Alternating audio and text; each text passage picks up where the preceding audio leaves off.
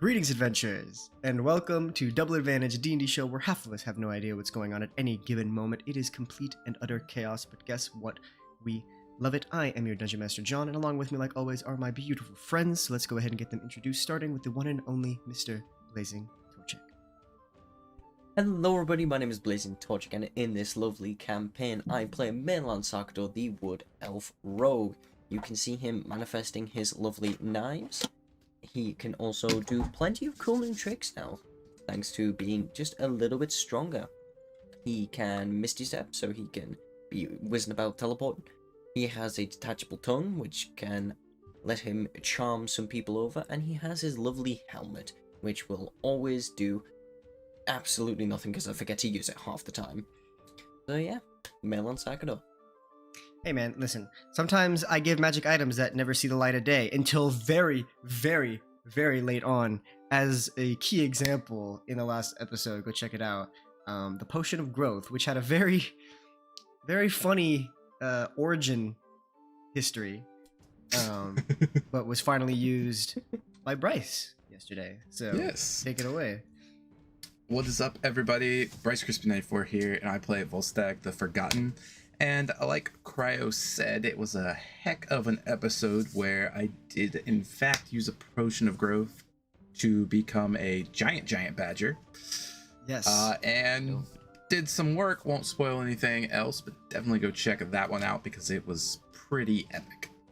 Epic it was indeed. I believe you would be classified as a huge badger, which yes, is crazy because that is about the same size as like a hill giant.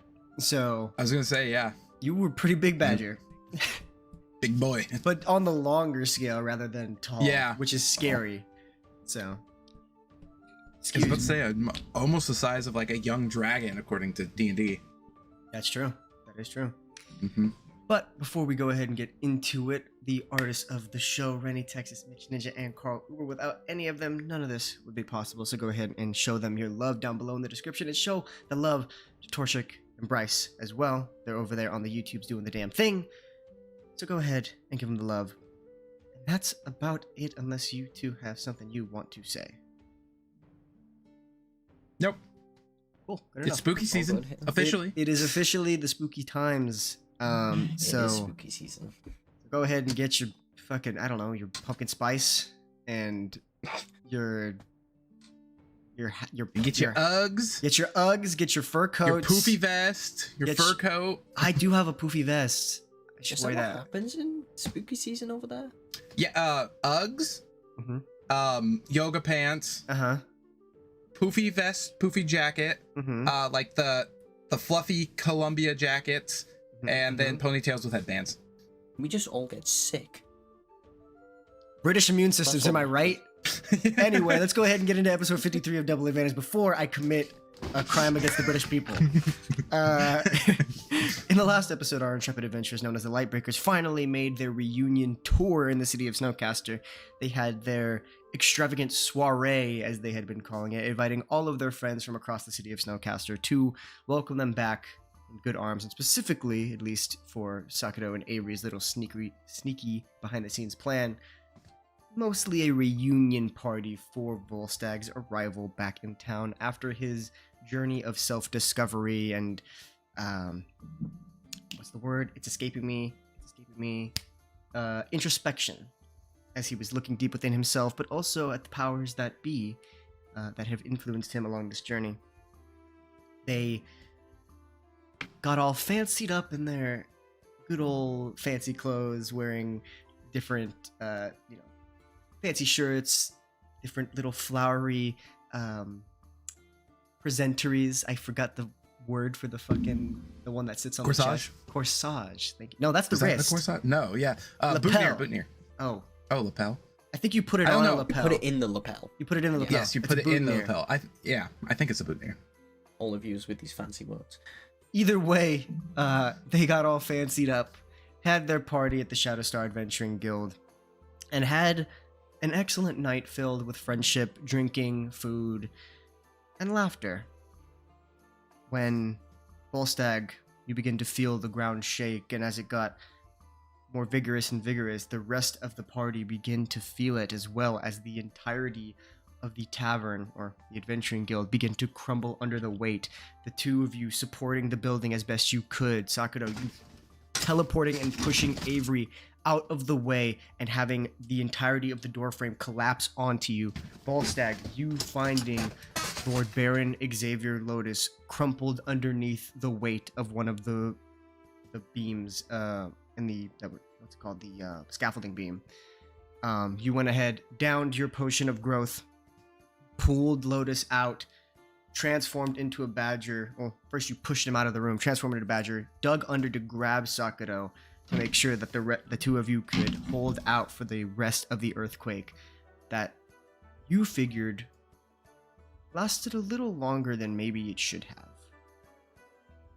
And eventually dug out to see many people injured and the entirety of the bottommost district of Snowcaster completely leveled, buildings, homesteads destroyed.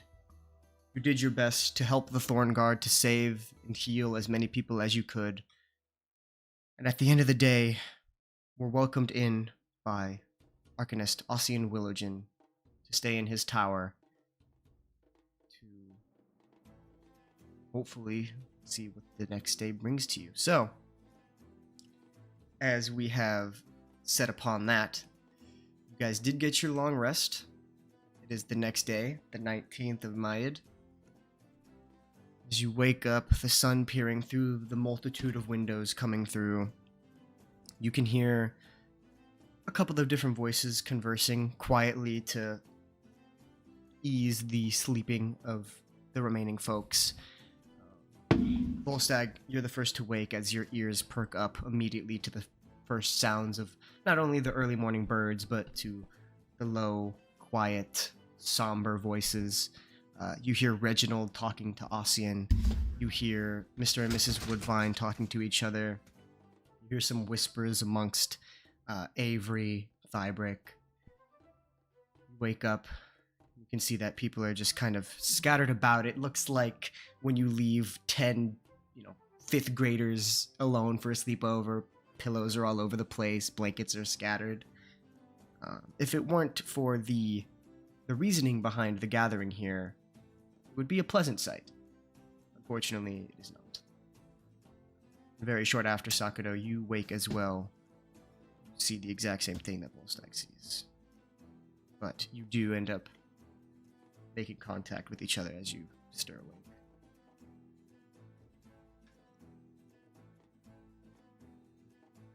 Just kind of gather myself, take everything from the night before in.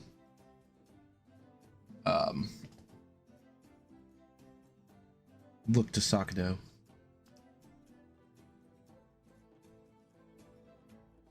And just kind of go to speak, but I really have no words. I think we both know that there's so much to do out in the town still. It's almost like the first time psychic connection is not even necessary. It's just an immediate look of understanding, and it's like you spoke 1,000 words with one glance.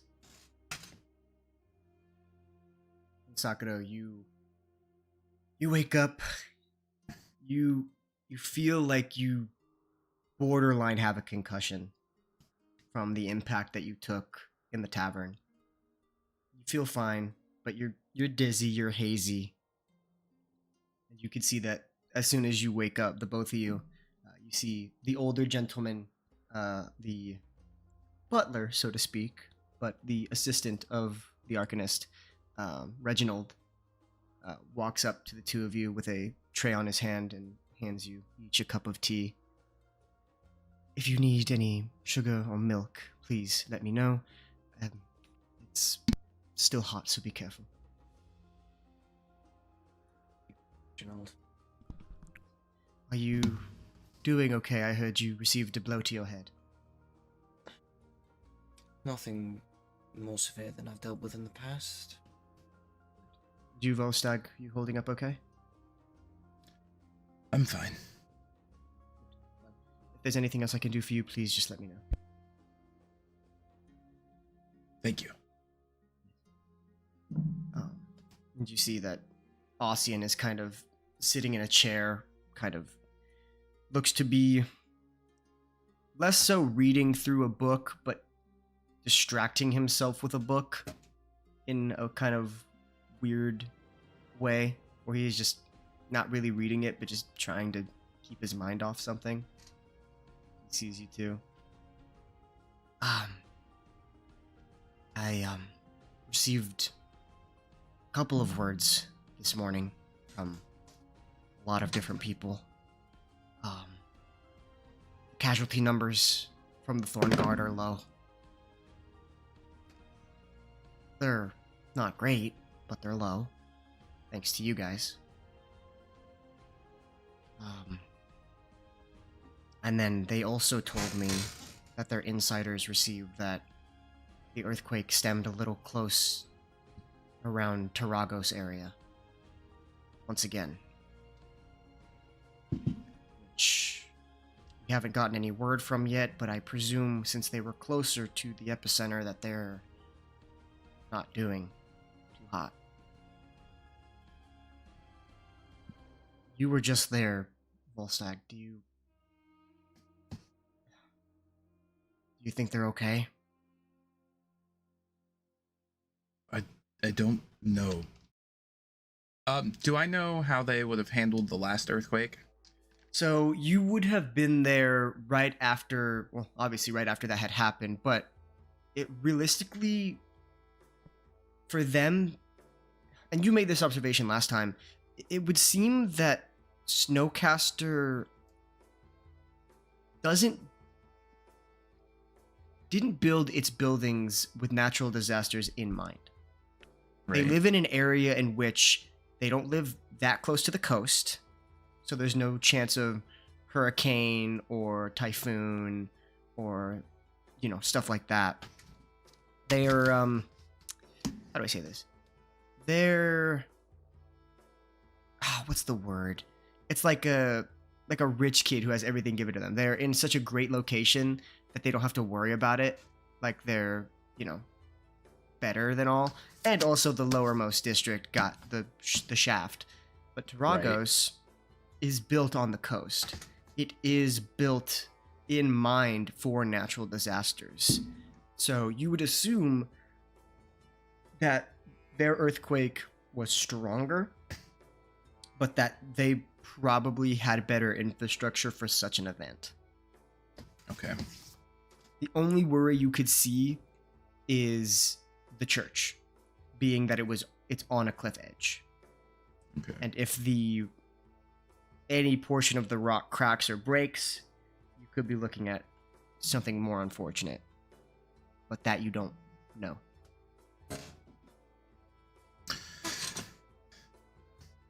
I'm not sure what would become of Tarragos. They seem ready for most things, such as earthquakes and storms. But once our business is done here, I would like to go make sure the Wake Mother and the rest of that city is okay. As you should. I know you have a newfound connection over there. But from what I was understanding, they were doing the Thorn Guard. They were doing, I don't know what the word exactly is for it, calculations, estimates on gathering new supplies to rebuild. The king sent out an executive order to prioritize the rebuilding of the district, which is a great first step. So, all of Snowcaster's efforts for the next little bit will be rebuilding. So don't worry too hard on that. You did your part by saving people. It's not your job to rebuild the city. We have people The city for has... I know, but the city has become our makeshift home. For that, all of us are very grateful for your loyalty. But we know that there are things greater than building a city back to its glory. We know that people on the level of you have more important things to do, so we won't take any offense. Speaking of which, the last bit of information I received was a message from the Baron. He said he would request your presence at your earliest convenience. Of course. He did specify your convenience, which is odd considering. This is now.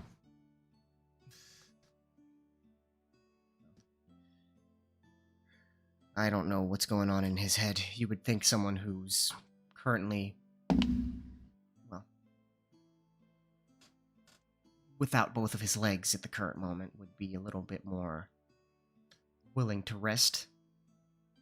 But if there's anything I know about my old friend, it's that he is persistent and a humongous pain in my ass. So, if you do go visit him, condolences all around. Of course, yes. Well wishes. You can see Avery as well. I think it goes without saying, condolences from all of us. It's unfortunate that he had to receive such a unfortunate fate in that regard. It could have been any one of us.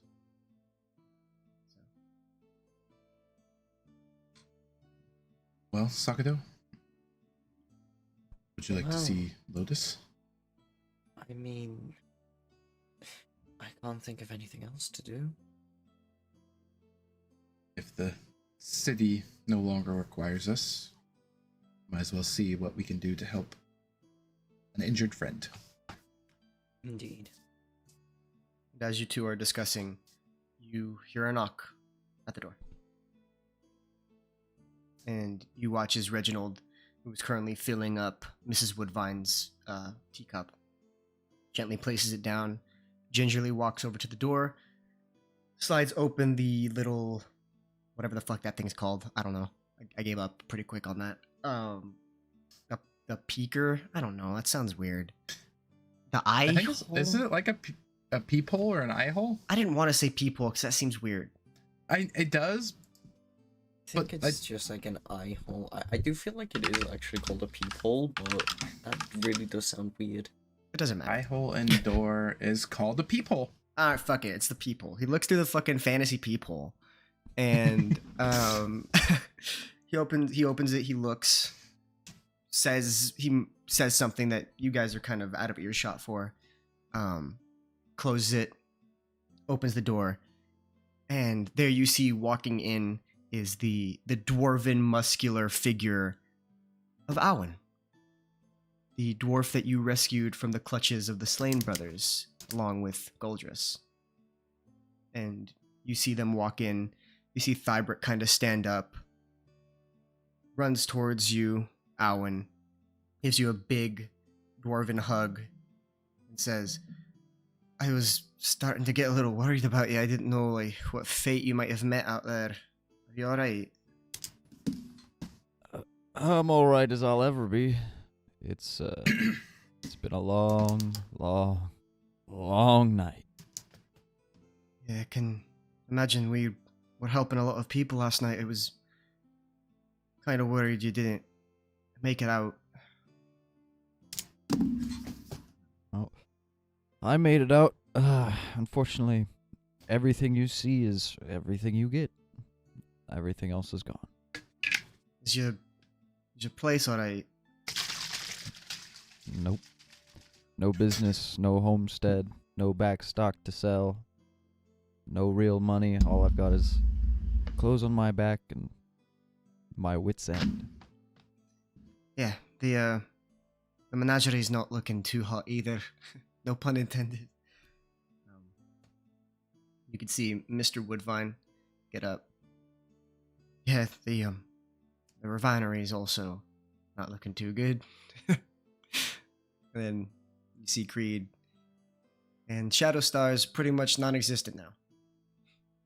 So, at least we all have one thing in common. We're all just kind of in the shits of it. Well, hey, come on in there, new friend. Have a cup of tea and sit down for a minute. You said you had a long night. Yeah, I would like nothing more than that right now. And Owen steps inside and de-gears slightly. His shoulders are definitely a lot more slouched. Like, even when he was completely defeated in the cages and stuff, he still had a little bit of pride in him, but he looks completely defeated now. Like, everything has been taken. Just huge bags under the eyes. He probably didn't sleep at all last night. But still puts on, like, a show smile when he sees everyone else and that everyone else is just going through the same thing, and enjoys himself a cup of tea, no sugar. Reginald kind of just hands it to you, and the old gentleman gives you the same similar smile that you present to the room, a smile that is most definitely hiding a sense of fear and sadness, but presentary nonetheless. You see the Arcanist, the gnomish Ossian Willowgen. If you don't mind me asking, how exactly did you know where to find everyone? Alan kind of, like, looks to the left, looks to the right, kind of like that John Travolta meme, and then just kind of goes, oh, you're about the only building standing left, so figured I'd pop in, see who was here, see if there's anything I can do to help. Yeah, I guess that does make a pretty good ounce of sense. You said you didn't get an ounce of sleep. Were you stuck somewhere and you got found, or were you out and about like Sakudo and Volstagg? I was patrolling my little area, digging through rubble if I heard any scrabblings or calls, and try to pull people out and heal them up best I could, point them into the direction of general safety, and try to comfort them as best as I can. You're, sorry if this is overstepping. You're a person of the cloth. I am. And he kind of, like, breaks eye contact when he says that and looks down. Not, like, all the way at his feet, but definitely purposefully avoids eye contact, and kind of the smile fades a bit. And then he maintains eye contact again, and he says, I guess I still am. Well, I was going to ask a favor, but I think Ask maybe... away. Last night, a good friend, a good man, found himself currently without the use of his legs. And Snowcaster is not a city of the divine. It's no Taragos. It sure as hell is no Ataro.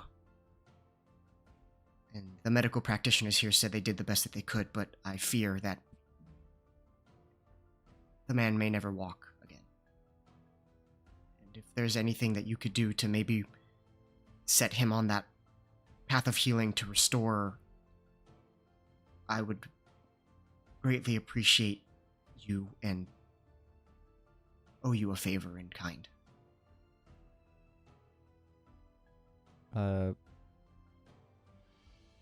He nods.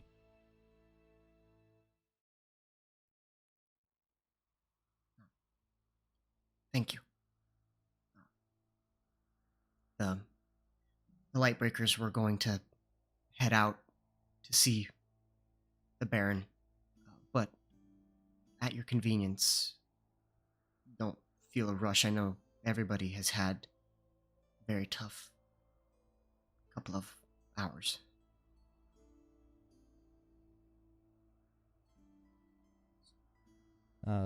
Alan looks at the two light breakers and kind of looks back at the favor, and he says, "Where would he be at?" He's at the Baron Estate. It's in the Cynthium district. It's not too far of a walk from here. Alan looks back at the Lightbreakers and, mind if I tag along then? Of course not. If you can help Lotus, you're glad to come. Yeah. Alright. As soon as he gets that response, he starts picking up any gear that he's put down already and begins packing up.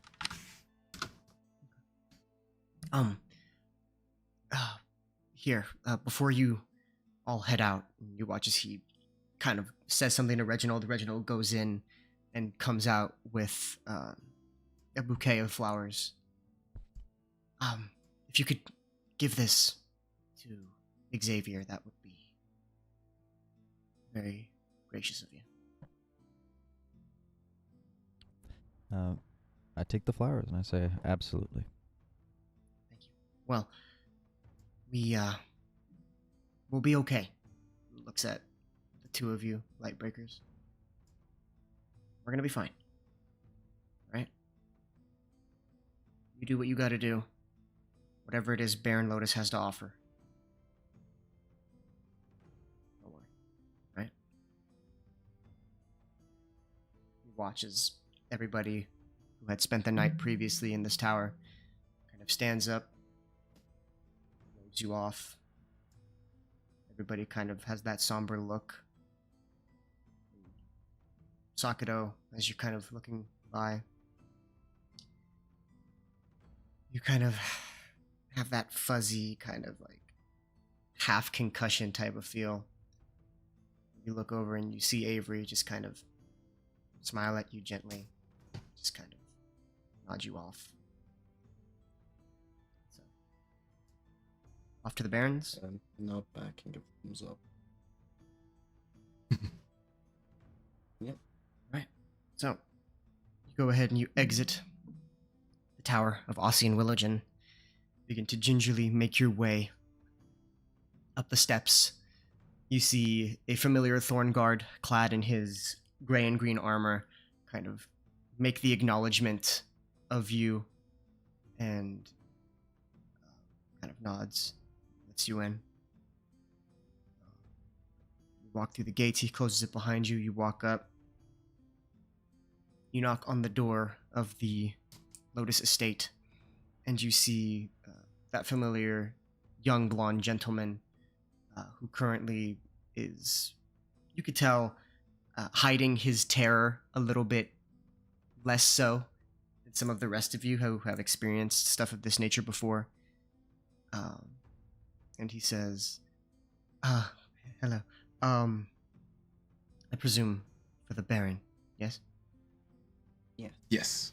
Yes, of course. Well, he's in his quarters. Just up the stairs, 2 doors down. He is surprisingly chipper this morning. So, unusual for a man who, as of now, is being told he will no longer walk. So,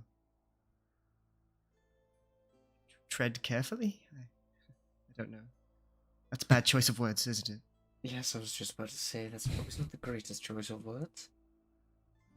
Right. Step lightly. Yes. If you need anything, cup of tea, otherwise let me know. I'm happy to get it for you. Thank you. Yes. And you go ahead, you walk up the stairs, and Owen, it's the first time being in the Lotus Estate. This place is fucking fancy. This place is decked out with all sorts of fine silken furniture and vases and art pieces, and the stairs are made of fucking velvet, and like it is insanely regal in here. Yeah. When I came in, I definitely took a way too long amount of time wiping my shoes. But you go ahead nonetheless, and you sorry, I'm having a weird little thing. You go ahead, you go up the stairs, you approach the door that is clearly Lotus's quarters. And go ahead and just gently knock. And you hear the familiar voice of Baron Lotus say, come in. I come in? You walk in and you can see laying in his bed, kind of propped up, pillow behind his back, kind of looking at you, smiles. There is a familiar look on his face of happiness. It's the same smile you saw at the party, Volstagg. But make a perception check for me.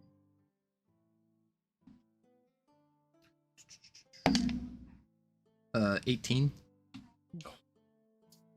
This is the smile of a man who has lived a pretty treacherous life and knows how to hide his pain very, very well.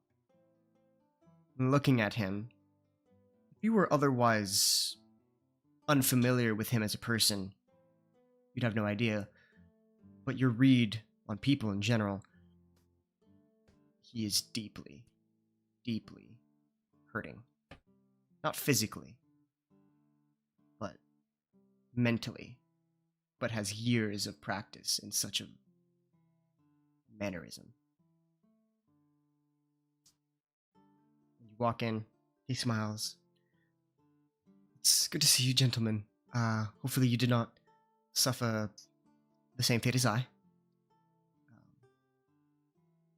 You look well. Who is your friend? This is Alwyn. He's man of the cloth, I believe. Oh, Yes. Splendid. Yes, I am. Well, I bow my head deeply.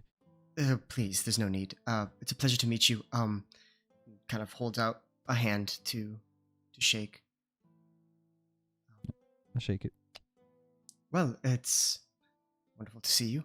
And it is, I'm thankful that you were able to make quick timing. I made sure to specify to Ossian your convenience, so hopefully I'm not inconveniencing you in any way. Not at all. There was not much more we could do in the city, so Yes, we thought maybe we could see what we could help you with. I heard of the king's ordinance to expedite any measures in which that would benefit the reconstruction of the city. He was very efficient in that manner, which is very good, and I'm grateful for that. Which really takes the load off of the rest of us. Which means that, unfortunately, for people like I, regardless of the situation I am presented in, it's business as usual. And as duty to the king, even though he requested that I take some time off, I decided to deny that request. The one time I get to tell the king no. Which is a great little bit of twist. But I thought I would make good on my promise to discuss the matters of Losai and the Ember Maiden and your request to visit. I believe that it would be necessary to start this as soon as possible, as I believe Losai might have received a fair brunt of this disaster, being as closely located to around the Taragos area in which this earthquake apparently had its epicenter. I presume that there are quite a bit of restraints, which means they need assistance, and it is not for us to go in and say, oh, you need help very badly. If you want it, join the Empire. That's not what I wish to do. I believe it's best to help them because they need it, if they need it, and move further negotiations after that fact. Now, I like that tactic. I've made it this far not because I am a corrupt man, but because I am a just and righteous one. The one way you can sleep properly. I may not be the highest in the ladder or the chain, but I can look myself in the mirror, which I feel as if a lot of people in politics cannot say. Looks at you in particular, Sakura. Now, Good. I do not wish for this to be a one-sided event. I would wish to make a deal. Less of a deal and more of a promise. To the two of you. Yes. You do have business in Losai. You wish to talk to the Ember Maiden. That is one easy connection there, of course. The main ask is to get them on their feet if they are off of it. No pun intended. The second goal, if at all possible, would be to not convince, not to manipulate, not to bend the arm, but to present the idea of joining the Empire.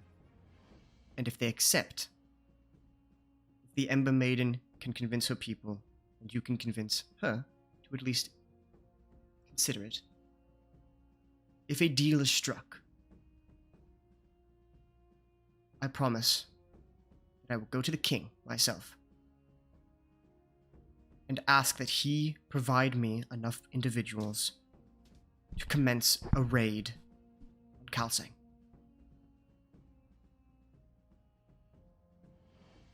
But only if it is successful. The king will see your service to him and to me, and will offer a return in kind. But the second stipulation on that fact is that we need concrete and solid evidence of the wrongdoings of the Kalsang Council. If we cannot get proper evidence, not just word of mouth, physical evidence of their wrongdoings, I can convince the king to commence a raid on Kalsang under the grounds of crimes against humanity. Those two conditions must be met, or else the king will decline my offer. That is the promise I can make to you. I want to help you. I do. Evidence will be hard to come by. I know. But if you can get it, it would ensure the council's demise.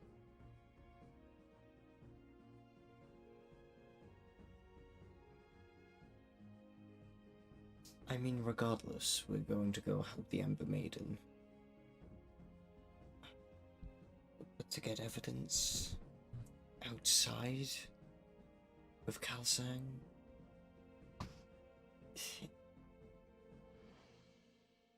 I'm not What sure about if it's Avery? possible.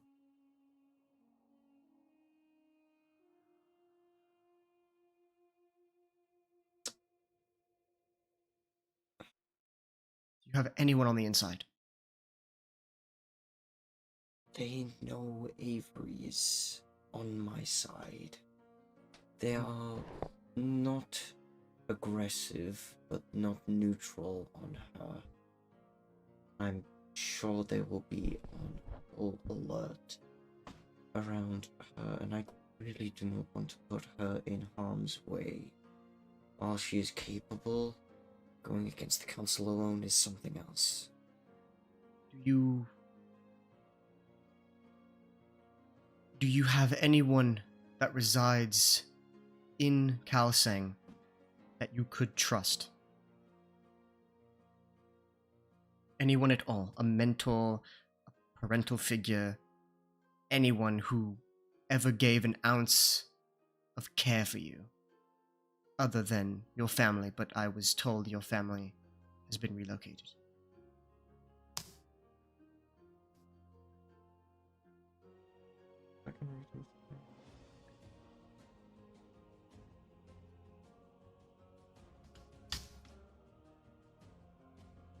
I did have a form of mentor there on the council. And I'm not sure they're standing on me as of the incident. It would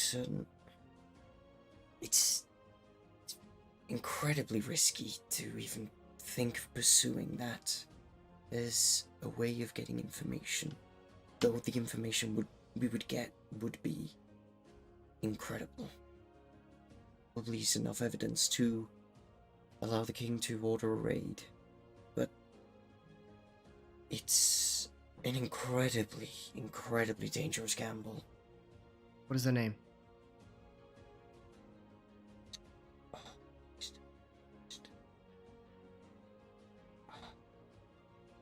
Trying to find it.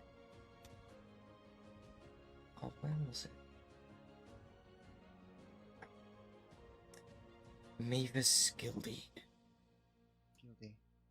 Yes, I've had a couple of interactions with Gildy. Do you think that... Where do you think that their allegiance lies? To the people of Kalsang or to the council? You said that they were a mentor to you. Yes, they were a form of mentor. They, when I was in the army, so to say, of Kalsang on guard duty, they often stopped by, gave words of advice, had some lovely chats, and helped me through a few rough times. Certainly had a connection, but I don't know. It's been such a long time. I don't mean to overstep, but if you don't want to involve council person Gildy, you could try an infiltration.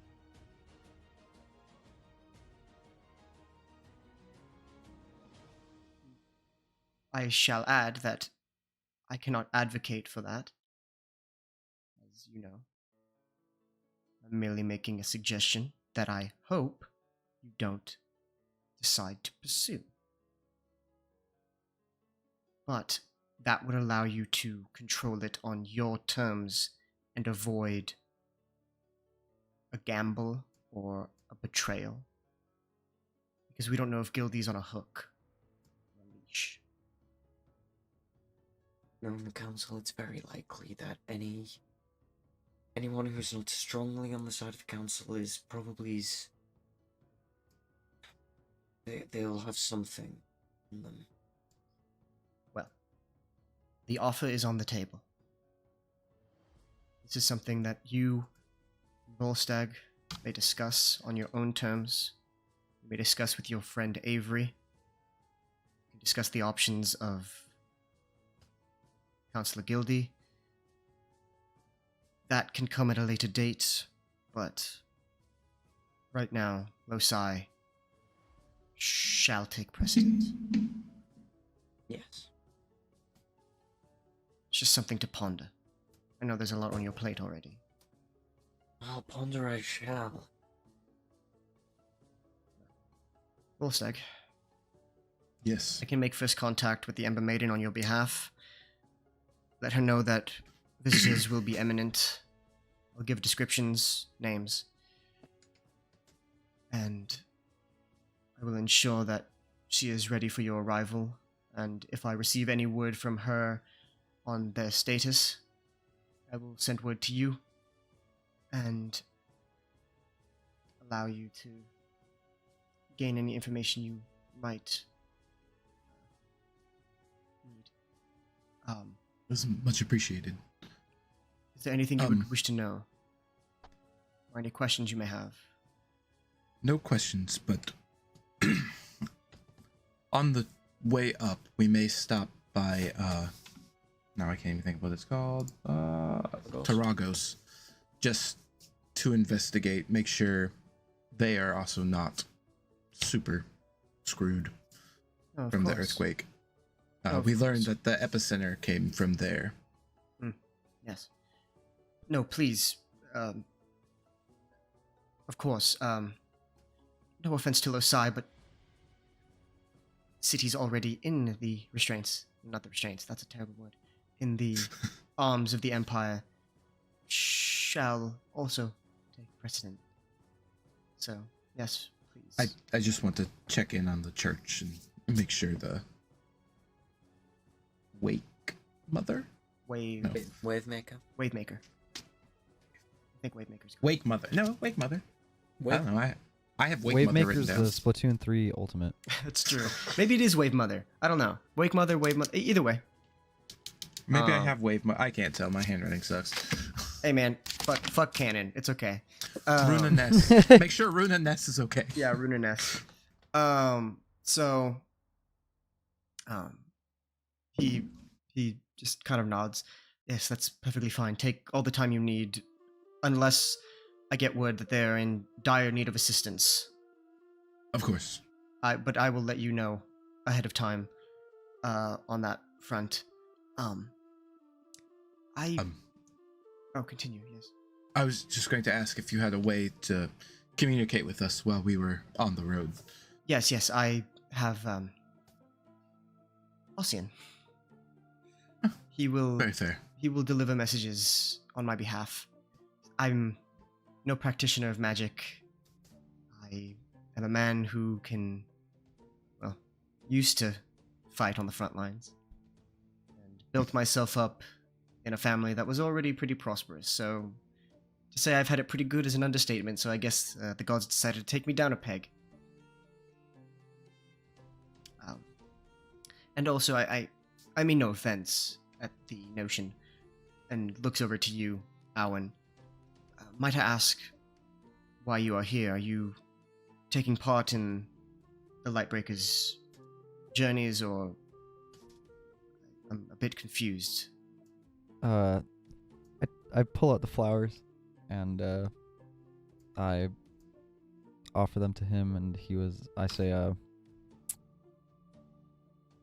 I may make this journey with them. I would offer a prayer for you. That is very kind of you. I will graciously accept the offer. I take my shield off my back and place it on the ground with the symbol facing upwards, which is just an empty circle. And I take one of the flowers and I put it in the circle, and I get on my knees by his bedside and I say, we may not know why this stone was cast into our pool, and we may feel the ripples for years upon years. But all we have to do is remember is that there is a plan for each and every one of us that we may not feel, we may not know of. And when there are times when we feel like it is pure chaos, we must remember God's plan is our chaos. And I bow my head, and I kind of shake myself off. It kind of looks like I may have said that for myself, because I'm deeply affected by those words as I say them. And I stand up, kind of misty-eyed, and place the last flower on like a nightstand or something nearby, or his bed, and pick up my shield and bow my head again. You watch as you were saying that, he closed his eyes and laid his hands to rest in his lap. And as you stand up, he looks at you with a wholesome yet deeply in thought smile. He says, I sense you are a man of great dignity, and I am honored to have received such beautiful words from you. Thank you. Thank you. Well, if indeed you intend to embark on this journey, please do be safe. The roads ahead shall be treacherous, and please do keep an eye, feel out for any other impending disasters on this caliber. I worry for the safety of the people of Taragos and the people of Losai, and I, as well as the king and his court, appreciate this service. Regardless of what is to come next, this is greatly appreciated by many. So thank you. If there's anything I can do, please let me know. Of course.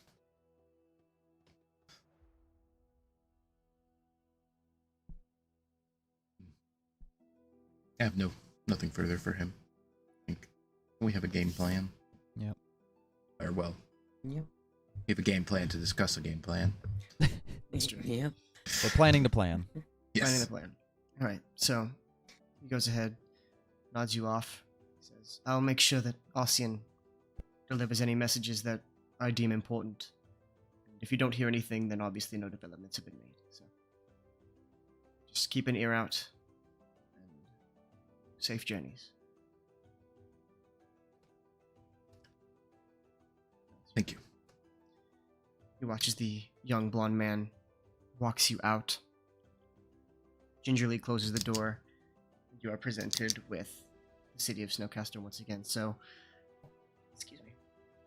What do you wish to do? Where do you wish to go? How do you wish to proceed? Well, I look at the two of them and go, well, I know Losai is our final destination for this adventure we're about to embark on. But if you would accompany me to Taragos prior, just to check in on the new friends I've made there, I would appreciate that. Yeah, no worries. I'll hop along. I'll just look over that Alwyn. Can I roll a history check Sure. to see if I know anybody in Taragos or if there's any connections I have to that city at all? Yeah, of course. I rolled a 20. A 20.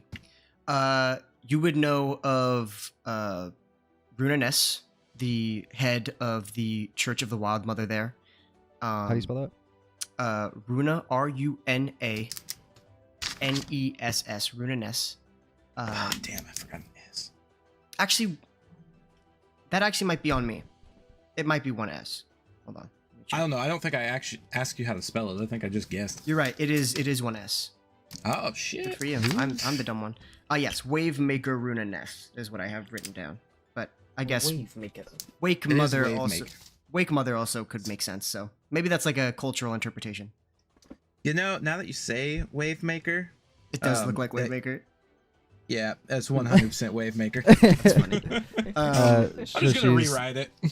of the Church of. The Wild Mother, which is goddess of nature, the ocean, storms as well.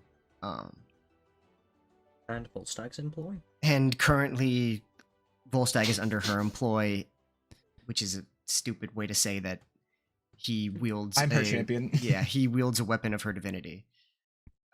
Gotcha. And what would be my relationship to her? How do I know her?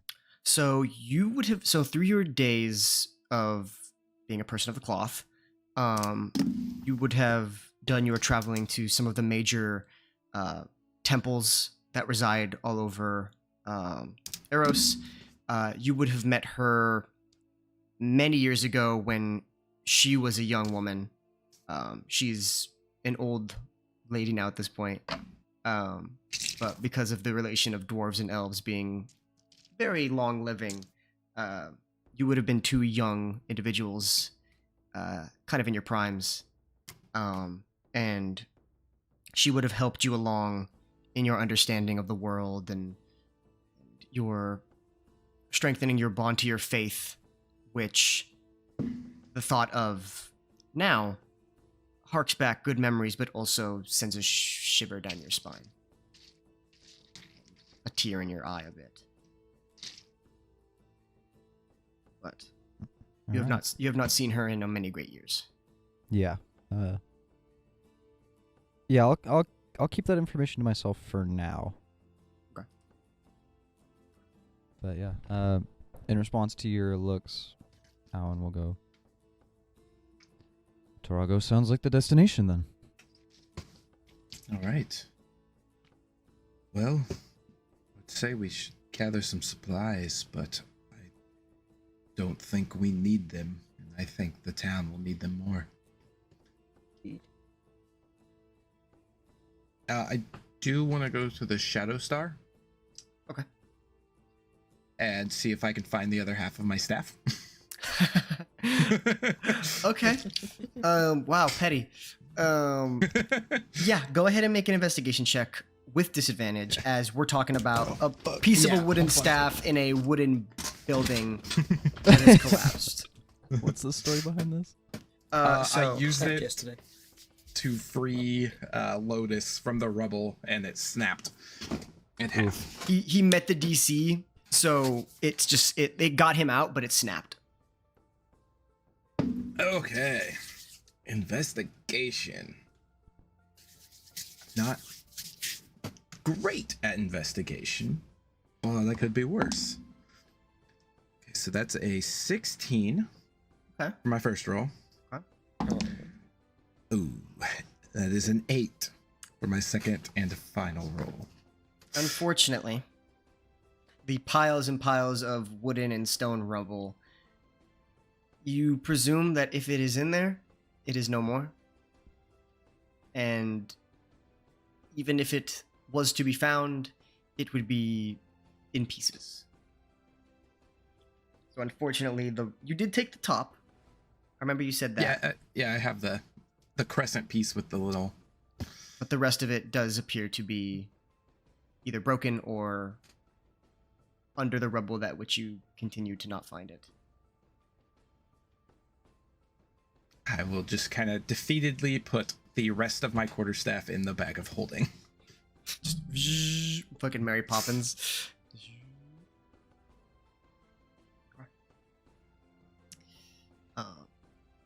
Right.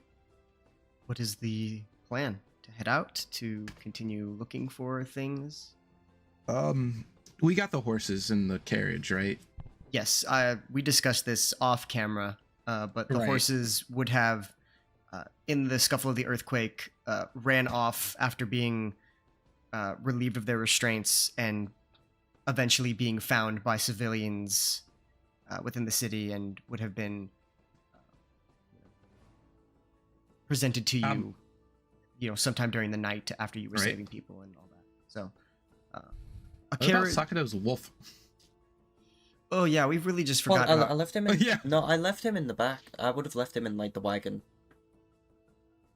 Okay. So yeah, we presumably we would just say that the animals would have just fucking scurried off and eventually would have been found. It's plot Like device kind of. Colin's just been sticking with the horses for now. Yeah, I mean, and to be fair, like they would have been outside, and outside's probably the safest place for them to have been Yeah. during this earthquake.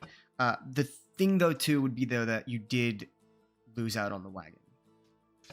So you Okay. would have to purchase a new wagon, which I believe is right around 35 gold, if I'm mistaken. Okay. Let me double check that though. Is there a place that has wagons intact? Oh, dude, perfect. They're at 35 exactly. I'm so fucking good. Oh my Nice. Oh god. wow. I can cover that. Yeah, you I can. mean, I you can- you do find a couple of people that are selling wagons Yeah. as they. I say we can split it. Yeah. That's around about 11 gold each, with two of us paying 2 extra. Yeah. I'm okay with that. I'll pay 12. I'll pay 12. So yeah, guess we'll buy a new cart. Yeah. Go I ahead don't know and where all my money Exactly came from, but 600. yeah, no, I don't know where all my money came from, but I have like 600 gold. You ran a business for a long time. Oh hell yeah! I'm Nice. now exactly on 600. Let's go. Shout That out is to local satisfying. business owners. Yeah, I yeah. only have 415 gold. Support local but I have business. 30 platinum. All right, so you go ahead, buy a cart. Easy enough for you, Volstagg, to hitch up the horses. Cheese and Dodger still kicking. Probably the longest running thing in this entire game that has managed to stay okay. Squad stick. So go ahead, hitch him up. You got your cart all good to go. It's in good shape. It's maybe seen a couple of journeys, but nothing that your old cart didn't see. Easy enough. You have it all hitched up and ready to go to set out whenever you feel the need. Well, yeah. One would say time is of the essence. What was that? One would say time is of the essence. Yeah, I agree. So we've pretty much already said our goodbyes, and they know how to communicate with us if needed. So Yep. Good to go. Okay. So you go ahead, you hitch up the cart, go ahead and start heading out through the somewhat broken, dilapidated gates of the city of Snowcaster. The Thorn Guards nod you on your way out as you begin to head off into the Kimball Valley and beyond. And so, from Snowcaster to Tarragos, we're looking at about 2-week journey, more or less. As you're kind of hauling the cart, it was a little bit easier for you, Volstad, because you could either fly or become a horse and run at top speed. These horses are they're running as fast as they can, and you're making good time, but stuff like that. So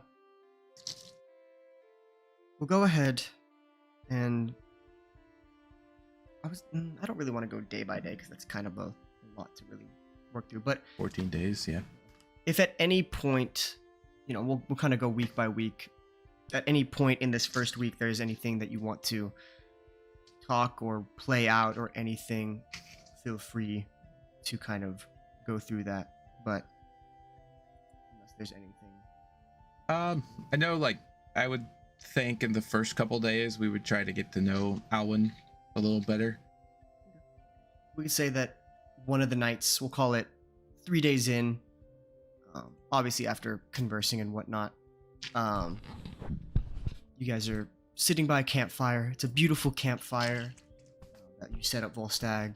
You're kind of tents and sleeping bags all the way around. The horses and cart hitched over on the side. You found a beautiful place to sit down for the night that currently has a river stream, fresh water next to it. And you guys are just sitting down eating rations. Presumably hunted a deer of some kind. And are sitting down just having a fireside dinner. Converse as you will. Yeah, while we're conversing the entire time, I have I'll say I'll have a small scrap piece of electrum that I just am practicing very, very small and intricate filigree curls on. Just to keep my skills sharp and to keep my mind just from thinking too much. So I'm just doing that, focused very much into that while talking. And, if there's any questions that your characters would like to ask him, go for it. So, are you from Snowcaster, or did you migrate there from somewhere else?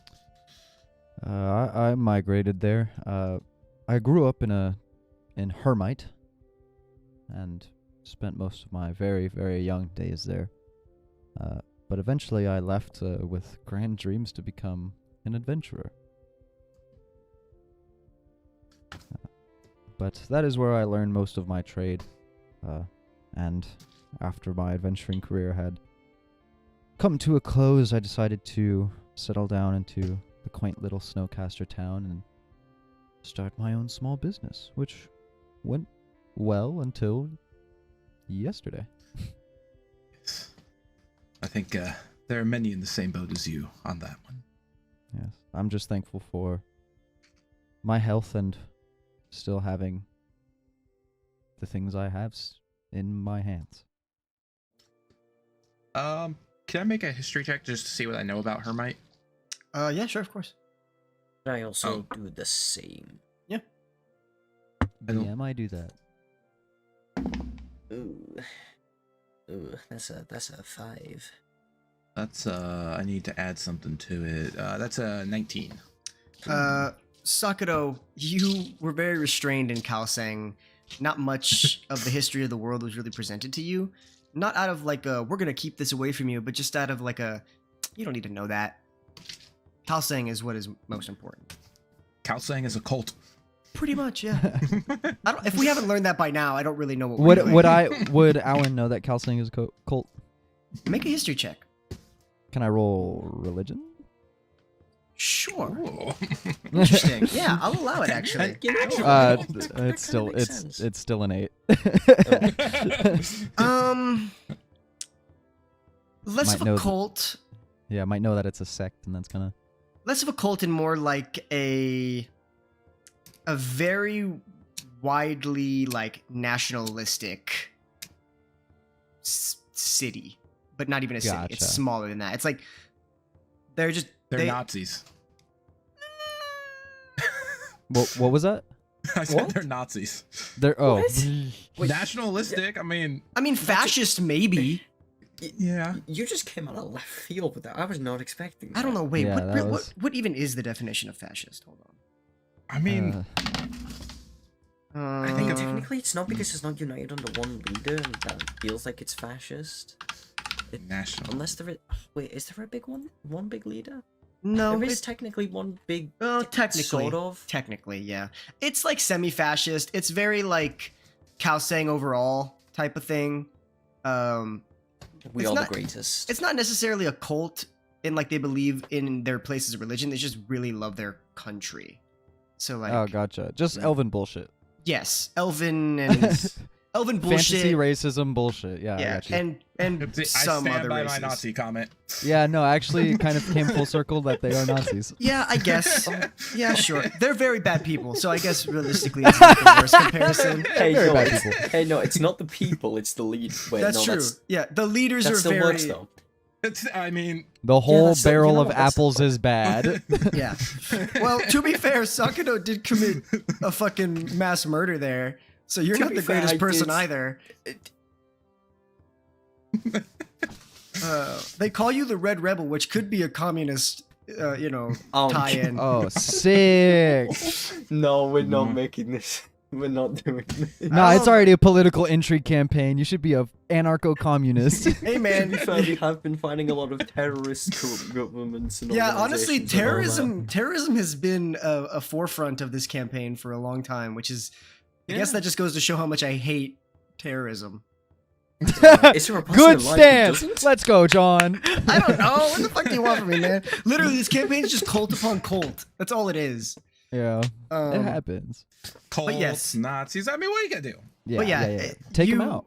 Yeah, take them out. Take them all out. Yeah, no, it's not necessarily a cult. It's just like a really fucked up, like social hierarchy that's really, non-valid. But Gotcha. it's not like popping up on like a cultish radar. Do their soldiers like have SS on the sleeves? Oh, Oh, Jesus we Christ, don't stop. have stormtroopers. It stands for super socialist. Yeah, super socialist. But yeah, no. So you would have been secluded from that, so you wouldn't know anything about Hermite. Hermite for you, Volstagg, is very heavily it's like trade capital of the Ballantine Coast, which is very odd considering it's one of the only it's one of two cities in that are a part of the Ballantine Coast that are not actually on the coast. They're not port cities. But they are very heavily reliant on trade for their means of success. A lot of people there study the trades. They study jewelry making, they study etching, they study shoemaking, they study all of those things and produce those things to then transfer it out. They're very heavily reliant on that, which is odd and rare for it not being a port city. So it does make a lot of sense that Owen does seem to be in a trade and had a shop, as it would be common to learn such things there, because it's like it really is a place of the arts. Is really what It ain't comes much, down to. but it's honest work. Yeah, that's basically what it is. And then this is a question from Bryce. Did one of the one-shots take place around Hermite? Yes, it did. It took place in Hermite. Yeah, Yeah. and it took place Oh. in like a farmer's market. Yeah. Yep. But yeah, so you would know Hermite actually is familiar to you because of stories that Hogan used to tell you. What a wonderful story that was. So you have a pretty skewed perception of Hermite actually. Oh, that's dope. You are welcome. Wolfstag just gets a flashback to that night, and his mind just shatters. To the cube. Cube. Yeah. King of the cube. So yeah, you're familiar with Hermite as a concept, but aside from that, you do know a fair bit about it as like a non-storytelling perspective. Okay.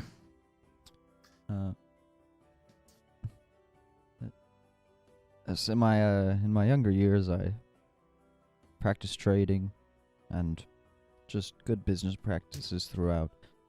Found my faith very early on.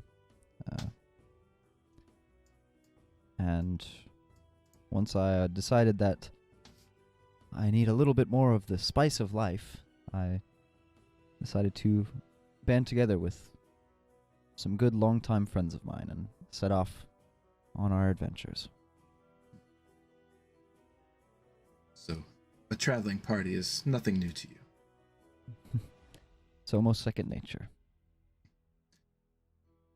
Now you say faith, which religion is relatively new for me. I've never been one for religion, but it seems to be finding me ever since I got this sword.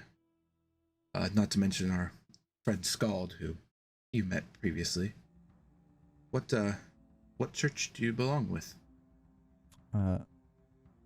Shit, I don't know the name of the church. I know the name of the god. I don't think we ever really established the name of the church. That's on me. Maybe What's the name of the god? Nentir Vale. Your veil. That is the name of the church. My church is Nentir Vale. That's fine. Nentir space Vale. Okay. You know what? I was one letter off. I didn't even spell veil correctly, so. Did you spell it like Aurora Vale? Yeah. Yeah. V-E-I-L. Yep. Oh yeah, Veil, the chain veil. I worship the goddess Ione, which is Ioun. And she is the goddess of skill, and the goddess of knowledge. So above all else, I cherish knowing, being good at what I do, and knowing what is going on. So, I guess not knowing what going on are happening is a test of faith for me. Well, maybe when we get to Chiragos, we can learn a little more about this earthquake and help you find some peace with that. That's what I'm hoping for. He takes a deep sigh.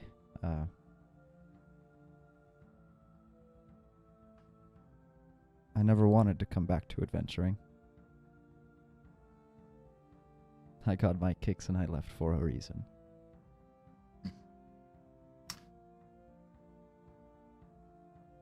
I don't want to pry, and you don't have to share, but what reason was that?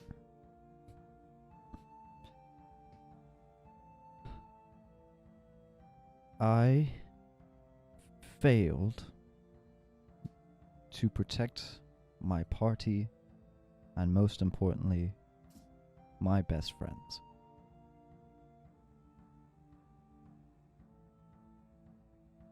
And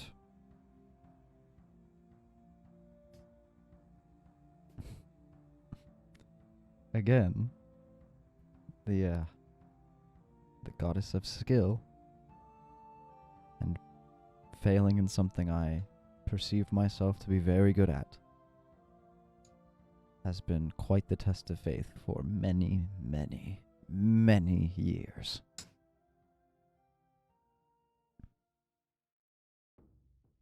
So turning to something I know that I am good at, as he holds up and kind of flashes the. He has a very, very, very intricate border around this kind of rectangular piece of electrum. That's all filigree curls and scrolls and stuff like that. He says, I try to keep that in the forefront of my mind to be a better person. But it hurts. Goddess, it hurts.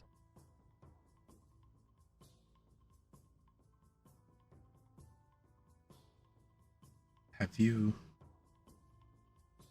asked for answers from your goddess, I should say? I've considered it.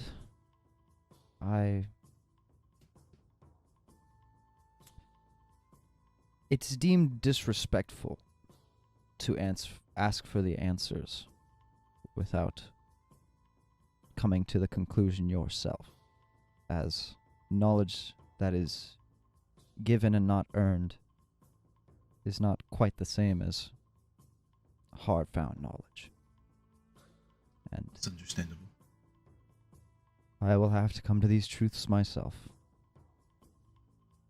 Well, hopefully, setting out on an adventure again will lead you in the right direction to finding those truths. He looks down at his piece and he nearly whispers, I hope so too. And then after a couple of seconds of silence, he kind of slaps the piece against his thigh once or twice, then goes, well, enough about me. What about you? How'd you come about this line of work? Well, you can head over to YouTube and check out episodes 1 through. God damn it! I should Oh, pay no, you. no. I should pay Sickest you. plug of How all did you time. product plug our show in our show? You deserve payment. Owen responds, well, I guess I'll check it out. Is that on Make sure to hit Spotify, subscribe Apple and Music, and YouTube? And what was that? Hit the bell? Be sure to subscribe and hit the bell to be notified every time we upload. Fuck.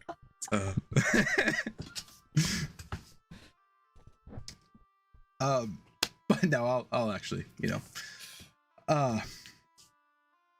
well, I was adopted by a young dwarf man, well, older dwarf man. He found my mother in a forest dying and took me in as his own, raised me, taught me how to harness my druidic powers. As I do that, I grow like a small plant out of my hand, just because it seems Volstagish. And when he passed, after years of hearing his stories as an adventurer, I decided that was what I wanted to do as well. And that's when I met Sakado and Scald very shortly after I left, and we journeyed, saved some people, stopped some cults, saved a underground civilization. I found this cool sword. I pull out Clarity, and yeah, now I'm just kind of trying to be the best version of myself I can, while also still trying to uncover the mystery behind my mother's death.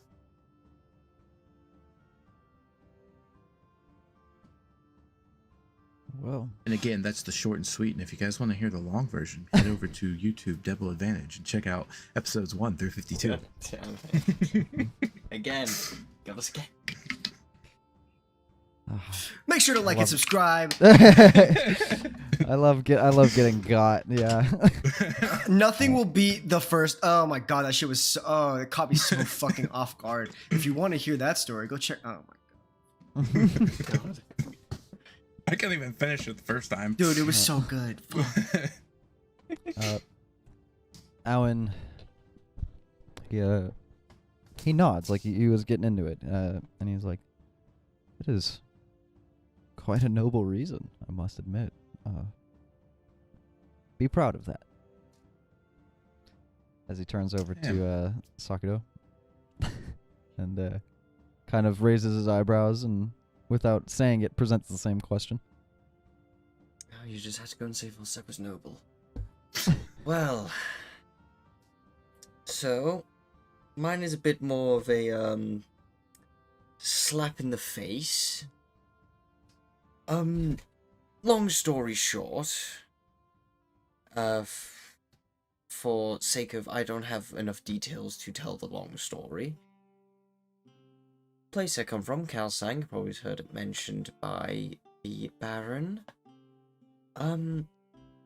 The council, leaders of the village, not so good people.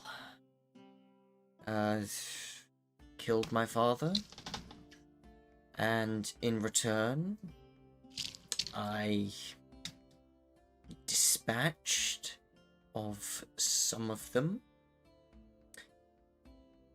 and fled for a few years until one fateful day in Unalost, I stumbled across these guys, and not too soon afterwards, and I'll just summon a knife and flip it in my hand, developed this lovely thing, which I've just recently found out is a product of a experiment my father undertook to overthrow the council. And a lovely old Avery, lovely in quotation marks, is also a product of this experiment, so that's about the most I can give. Yeah, just same as Volstagg, went on adventures, saved people, and things happened. Quite an eventful story. Huh? Oh, I kind of he chuckles a bit to himself, and he's like, "I like how you two fit together. It's fun." Yes, we're a bit of an odd couple, if you really think about it. True. Once again, Owen goes pretty misty-eyed. Kind of gets like a 1,000-yard stare as he looks into the fire. And looks at the electrum piece and then kind of tosses it lightly into the dirt, and then he goes, "Well, I think I'm gonna get some rest." It sounds like a smart idea. I'll go ahead and keep watch. I appreciate that. But if you need any time to recuperate, just wake me up and I'll take watch next. Will do, thank you. And I tuck in for the night. Okay.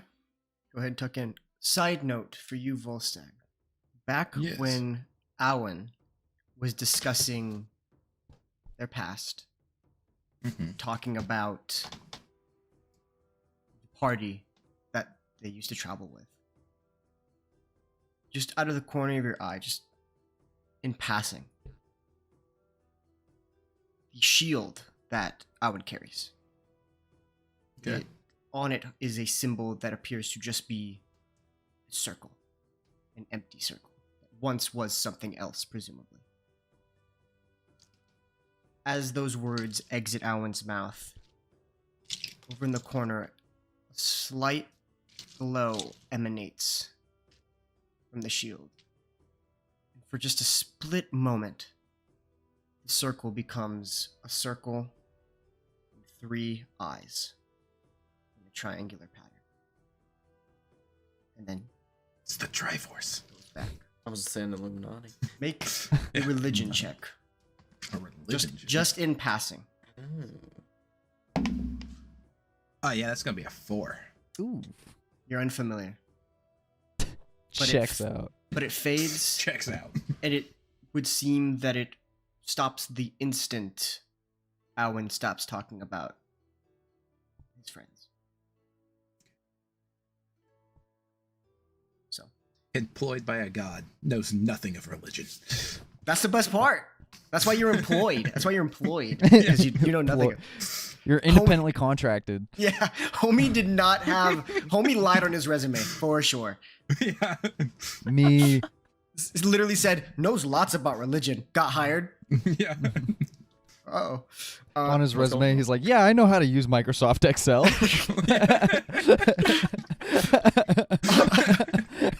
On it just says can definitely use Word. Yeah. To be fair, Oh, if you man. can't use Word, then something's gone wrong. It's fine. You say that. Yeah. I know True. plenty of people. So for Okay, use Word. first watch, full stag, go ahead and make a perception check for me if you wouldn't. Oh, ready? That is a 12? 12. 12. You go ahead, you sit down, you ponder the image you saw on the shield and try to hark to anything that may stimulate an answer, but nothing. You're kind of just peering around, still reeling a little bit from everything that's happened, thinking about what to do once you get to Taragos, what to do when you get to Losai, how exactly you're going to talk to the Ember Maiden, what to ask or what to say or how not to embarrass yourself or just things like that that cloud your mind. But you still keep a decently watchful eye and nothing seems to pique your interest as your time for watch does come to a close and whoever you wish to wake up for the second watch. I'll go ahead and wake Alan up since he volunteered. All right. Owen, please How's- make a perception check for me. A perk check. That's going to be... Yikes, that's a 7. A 7. Yeah, I'm not the wisest. Okay. So, as you're kind of sitting down, looking at the fire, looking around, you kind of let loose a little bit today and delved out some information that hasn't been said out loud in quite some time and kind of just are deep in that thought. And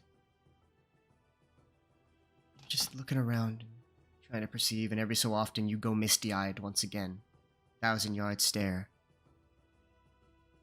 And as you're sitting there, you get like that, you get like a chill down your spine. Like, it feels like from your neck to your back, like something cold just rushes through, and it almost feels like, you know that feeling where you're so cold you almost feel like you're wet? Yeah. It's like that. It feels cold and wet right down your spine, and you kind of shake off that weird chill. And you look around over your shoulders, and it wasn't a chill. You can see two twisting, almost like vines, beginning to wrap around you, and both kind of almost tentacle-esque vines slam down onto both of your shoulders, and I'm going to make 2 slam attacks on you. Ah, damn. Swear to God, if we have another corpse plant on our tail. Okay, so here's the first slam attack. That's gonna miss, I think. Does a 9 hit you? A 9 does not hit me. Wow. Who'd How have you tunked seen that? there? All right. And the second one is 21. 21 barely hits me. Okay. So you are going to take bonk. All right, here we go. Oof. You take 13 points of damage Okay. as one kind of hits you in like the armor, but the other one hits you right in the the piece of the neck that's not currently covered. Ugh. So you take that. Let's see. Okay. Wait, hold on. Okay. No, that's it. So you go ahead and you take the brunt of that damage. And let's see. Volstagg, you would immediately wake up from this as Okay. the movement and the screams would wake you, especially with your passive perception. Sakudo, make a perception check for me.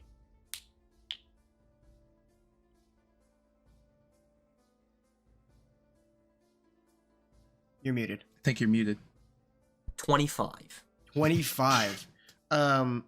You do hear it as well, and you kind of stumble awake. And so with that, I need everybody to roll initiative.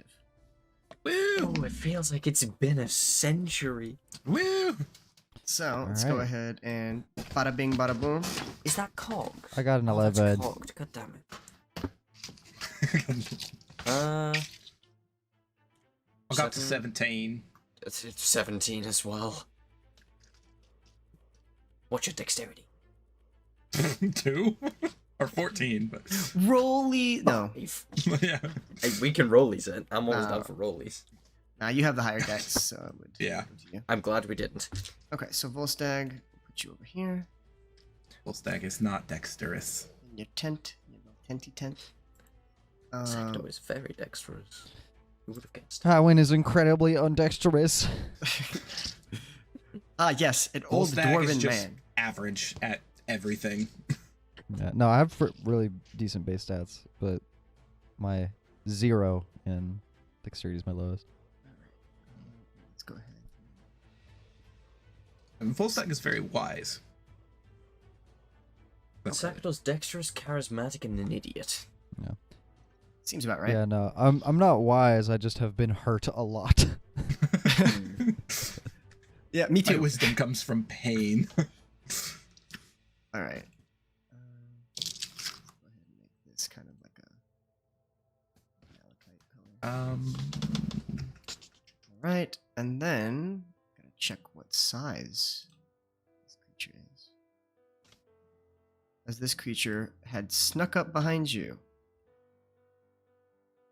Oh, should I have to?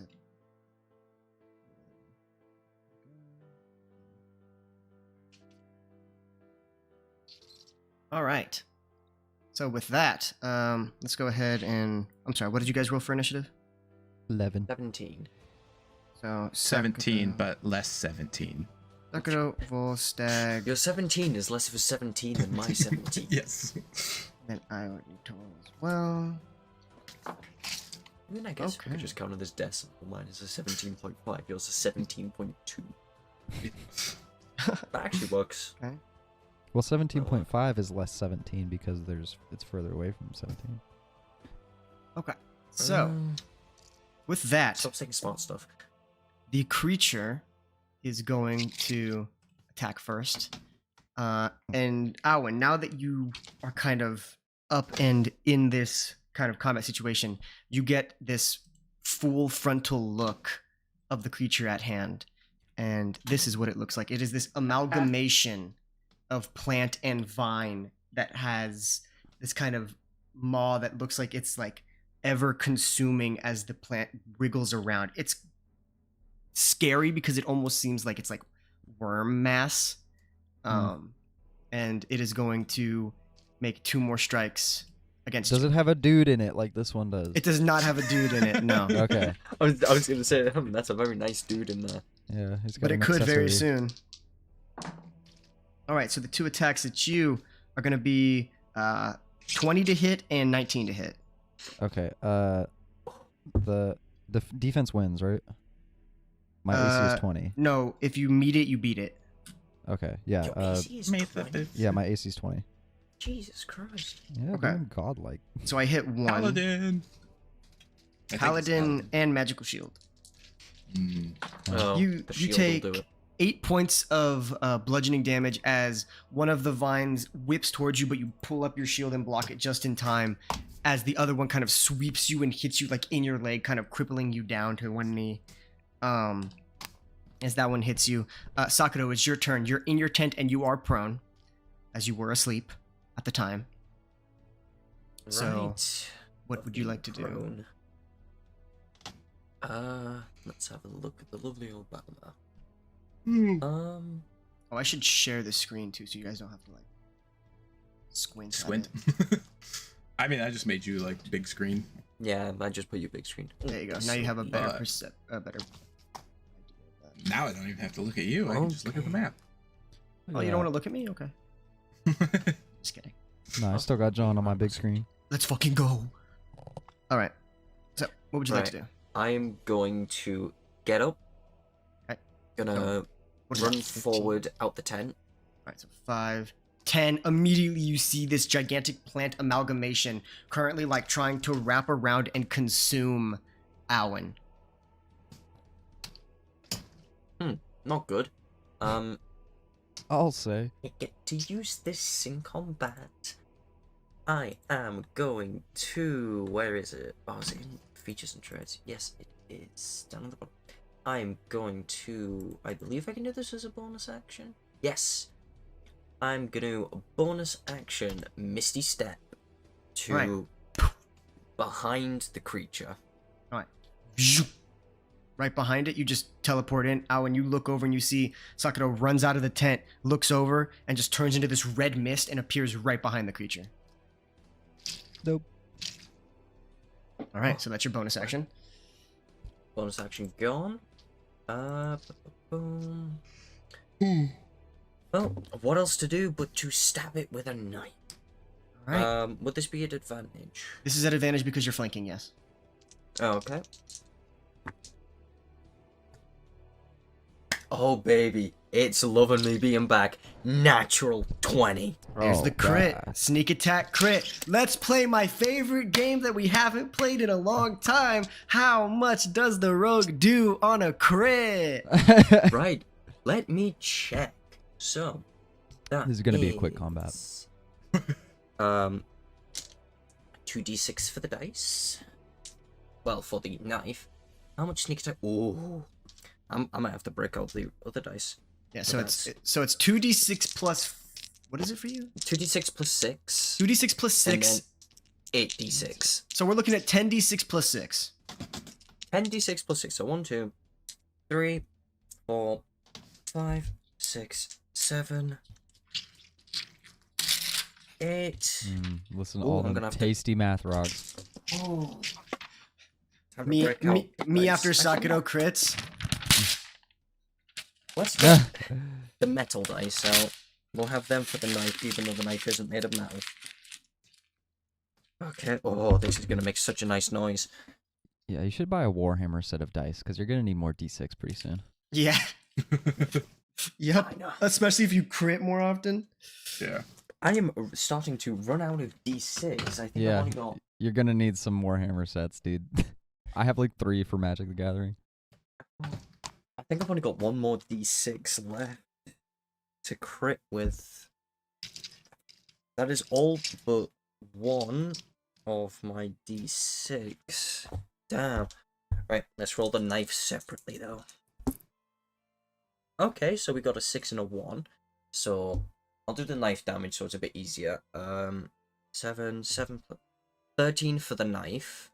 13 for the knife. So, Okay. 1, 2, 3, 4, 5, 6, 7, 8. Oh, that was such a nice. Ho. I'm seeing 4 6s here. Oh, Jesus Christ. So let's just count that. 2 1s though, and a 2. Huh? So overall, very high average damage. Actually, high to middle. High middle. Right, so 6 times 4, 24. Plus 1, 25, 30. 33 damage for sneak attack. 33 damage. So in total, You did was- 46 points of damage. let's So- go. The series of events is Sakato runs out of the tent, turns into mist, like the mist kind of like, it almost like travels down in the ground in a line, and then he appears up in like a shadowy kind of thing, and just apparates the knife and takes one swipe through the back of it, and it doesn't cut through anything. Doesn't make any like physical contact, but just this clean sweep as the creature just like begins to like fall and like corrode and like it like breaks in on itself and just like takes this humongous chunk of damage. And Alwyn, that felt good. Alwyn, to you, it just looks like he like just like phased through it, and then it just like started taking damage. Yeah, definitely hit him with the nothing personal, kid. Yeah, straight up. All right, and so that is all because you used your bonus for Misty Step. So, I believe that's your turn. That should. I think I've got like 5 feet left of movement, I believe. You want to move? But I'm just gonna stay there. Okay. Excellent turn, Volstagg. It is you. You are prone, but you have heard the movement in chaos that is a combat. You presume. All right. Yeah, I'll get up, and then I'll just walk right out to the edge of the tent. Okay. So, bink. Yeah. And Or do you want to be like in the then, tent still? In the tent with it open, I guess. Okay, Where yeah, I can that's see, good enough. Like, Oh my god! okay. I think I know what you're doing. And I'm just going to go ahead and use my bonus action to activate Clarity. Cool. I would assume I can see that Alwyn has taken some damage. Yes, Alwyn has taken some damage. Nah, bro, I look great. Yeah, he looks fine. So I'm just gonna go ahead and cast Wither and Bloom at 3rd level. Wonderful. Okay. So, What's the radius on Wither and Bloom? it is, I think, a 10-foot cube up to 60 feet. Cool. So you can. Are you targeting Alwyn and the Beast or? Sakato Yeah, and the Beast? Alwyn and the Beast. All right, so we'll say it hits right in here. So boom, Wither and Bloom. Underneath your feet, Alwyn, you watch as where the creature is, the ground begins to blacken and get dark, and the actual like creature like begins to absorb that, and it starts to corrode the plant material as it just dies and falls apart. But exactly where you are Oh, this is a standing. 10-foot sphere. Oh, it's a sphere. It shouldn't matter Yeah. much. Yeah. It's fine. But under your feet, Alwyn, it is blooming with flowers. So, the creature needs to make a con save. Okay. And then, What happens when you upcast Wither and Bloom? I'm looking for that. Oh, it's just an extra d6. Okay. Cool. So I'll just be rolling 3d6. So Constitution saving throw, you said? Yes. That is a Oh, and the 21. number of hit dice. Okay, so it saves, so it is going to take half damage. Sounds good to me. And a pretty low roll. That is an 8. So it will take 4 damage. Okay. It's you roll a certain amount of hit dice. Okay, yeah, so Yes, if Alan Is it wants, third he level? can then. It is, yeah. 2 hit dice for 3rd level. Oh, If he wants to. I get 2 you hit. can I'll roll 2 hit dice. Yeah. so you go ahead and roll Do 2 I- hit dice. Do I add anything to hit dice, or do I just get the number? You do I not. think it's just straight. It's just straight hit Yeah. dice. Okay, cool. 15 back. Yeah. Perfect. All right. Anything else you would like to do on your turn? I already activated Clarity, right? Yes. Okay, then, no, I'm just gonna stay there. Cool. So the lightning resistance is active. So new thing, Sakato. This is the first time you've seen Volstagg in combat. When he activates Clarity, the storm on the inside swirls like normal. The blade kind of sparks every so often. But now you could see that every so often, up Volstagg's arms and like down the shoulders, it just sparks. And sometimes his eyes will flicker outwards as well too. As you can see that there's And a little bit of sparkly. that essence now within him, rather than in the sword as well. He's merging with the sword. It's taking him over. Taking him over. Alwyn, your turn. Hey, let's go. Yeah, I guess I'll just smack it with my short sword. Sounds I good. mean, I'm gonna double check my spells real fast, but I don't think I. Did you not cast? Yeah, I'll just smack it. All right, go ahead and make 2 attacks. Okay. Does a 12 hit? A 12 does not. Okay. Does You try to pierce through the. Oh my God! Does a side. 12 hit? No. You try to like slice through it, and you would think it'd be easy, but it's actually relatively hard to cut through. It's almost like you're striking a tree rather than like cutting down grass. All right. After I like bounce off of it twice, I quickly like hunker down and put my shield up, and I'm ready to protect. Okay. Sounds good. As that happens, Volstagg, you're kind of looking on, and you see this creature is getting kind of bombarded by your 2 friends. And as you're distracted by that, you see that another one slithers out from this tree Fuck. over here, Oh, as they had been surrounding you, and is going to try and reach into the tent to swipe at you twice. Okay. So, here we go. 2 Okay. attacks. Get the sheet back up. there's 2 of them. I knew it wouldn't be this easy. When would it ever be? That's Uh, cocked. Did that roll a stealth check? Yes. And it beat your passive Okay. perception. Okay. Or not passive perception, your perception, which was like a 6. Well, my passive is 13. Oh, it rolled like a 16. My Mine- passive's a 20. -1. You were so- asleep. You were I asleep, was though. asleep though. Yeah. So, with that, what are the pluses to it? So we have a 15 and an 18 to hit you, Volstagg. 15 misses, 18 does indeed hit. All right, so you are going to take a lovely. Okay. Wait. Before this, would I hear the first attack go off, and then would I notice that it is there after it's attacked one time? What's your passive again? 13. I would say yes. Okay. Cool. Then I'll have a reaction to its second attack. Okay. I'm going to take my reaction to use the Guardian's Aegis and grant your AC +3 by reaching out to you, and then my shield teleports to you. You watch as Alwyn just gives you a side-eye glance, holds the hand out with the shield, and you watch as it just whoosh, and then appears right in front of you, Volstagg, as that second attack comes in and crashes right down upon it, as it is just not spectrally, it's physically there, floating in front of you. There. Okay. And you can see, well, you can't really see it, but you can see the glow outwards, and you recognize that. Alwyn, this is the first time this has happened. Yes. This is something you were not expecting.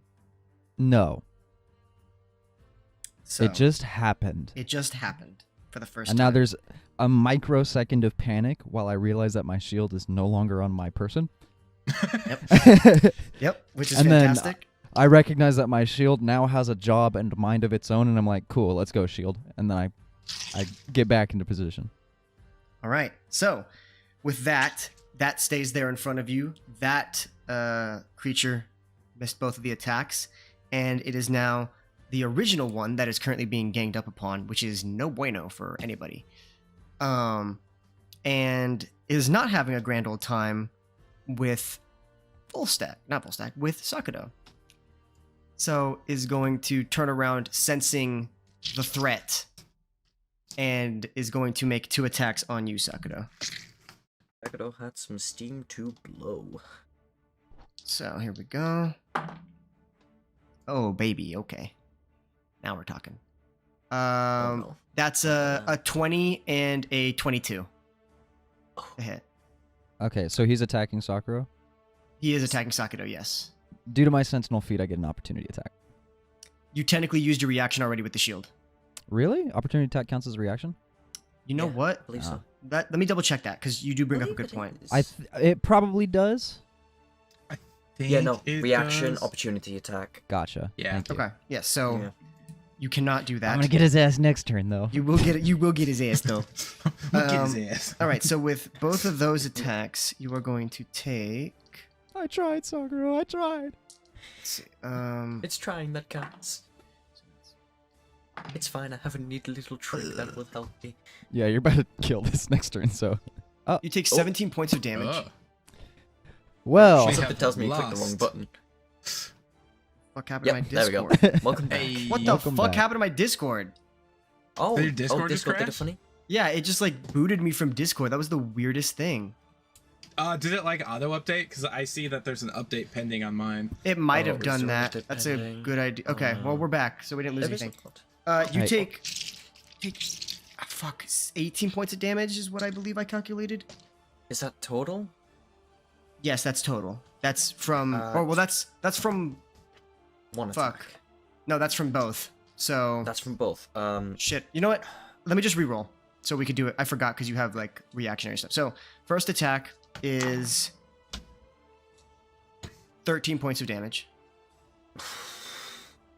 Okay. 13. Yeah, I'll take it. Okay. Not 133, Jesus. The second one is only 7. I'll uncanny dodge that. Okay. I'll go So 3 because we round down. So, you were hit by both of the slam attacks, and you are a medium creature, yes? Yes. Oh, my grappled. You are now grappled. Oh, ah, lovely. shit.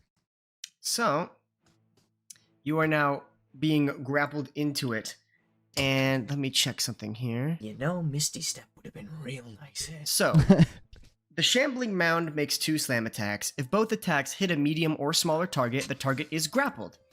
And the Shambling Mound uses its engulf on it. So, you are immediately, upon insta-grapple, also engulfed. Which means that you are blinded and restrained and unable to breathe. Oh. Oh, Oh. that's You are- not good. And so you are grappled, blinded, restrained, and unable to breathe. Okay. That's a lot So- of words. Keep that in mind. All right, cool. Sakura, it's your turn. Nice. So, Oh. let me see. Let's see. Question. Okay. Just Oh, a I thought- question. Yes, You know that lovely helmet I have placed upon my head? you do have a lovely helmet placed upon your head. I do indeed. Would I be able to activate that just whenever, no matter what? So let's see. Restrained. A restrained creature's speed becomes 0, and it can't benefit from any bonus of its speed. Attack rolls against the creature have advantage, and creature's attack rolls have disadvantage. The creature has disadvantage on dex saving throws. You're blind. So you can't see. It doesn't say anything about needing to see. It's like tossing Oh, an ender pearl. components verbal. Well, that's verbal. Are you trying to do I'm Mind trying whip? to activate the helmet. Yeah. mind whip? You psychically lash out at one creature you can see within range. Hmm. I mean, I feel like I would be able to still pull that off. I feel like you would because you're inside of it. Yeah, technically all you see is the creature. That's true, I suppose. True. I'll I'll let it slide. He's not blind, is he? It Yeah, says yeah. he's blinded. I was blinded, but I'm technically looking at the creature that is blinding me. Yeah. It's Dude. odd It's ruling. it's interesting. You know what? I'll let it slide because technically Sam brings up a good point. Let's go. That Okay. you are blinded by it. It's not like a spell blinded you or anything. I like told that. you I'd get Yeah. you, Sakura. I told you. Okay, so what do I have to do here? Sakado lives. You have to do an intelligence saving throw if you do not mind. Oh, fun. Love that from me. Oh, I am using everything today. Yeah, that's a 6. Oh, you failed. Yeah. So that's minus 3 to 3d6. intelligence isn't the best thing. Ooh. It is a plant. Yeah. Yeah. Photosynthesis. Sunlight. Yummy. Ooh, D&D loves me today for damage. That is 15. 3 5s. God 3d6. Damn. All right. So you go ahead, you hit it with the beam, and so what happens now? I can only take an attack, a move, or an action on my turn? You can't have a reaction until the end of your next turn, so until your turn, and next turn you can only move, action, or bonus action. Only one of them. Got it. Okay, cool. All right. I still have a bonus action. That you do.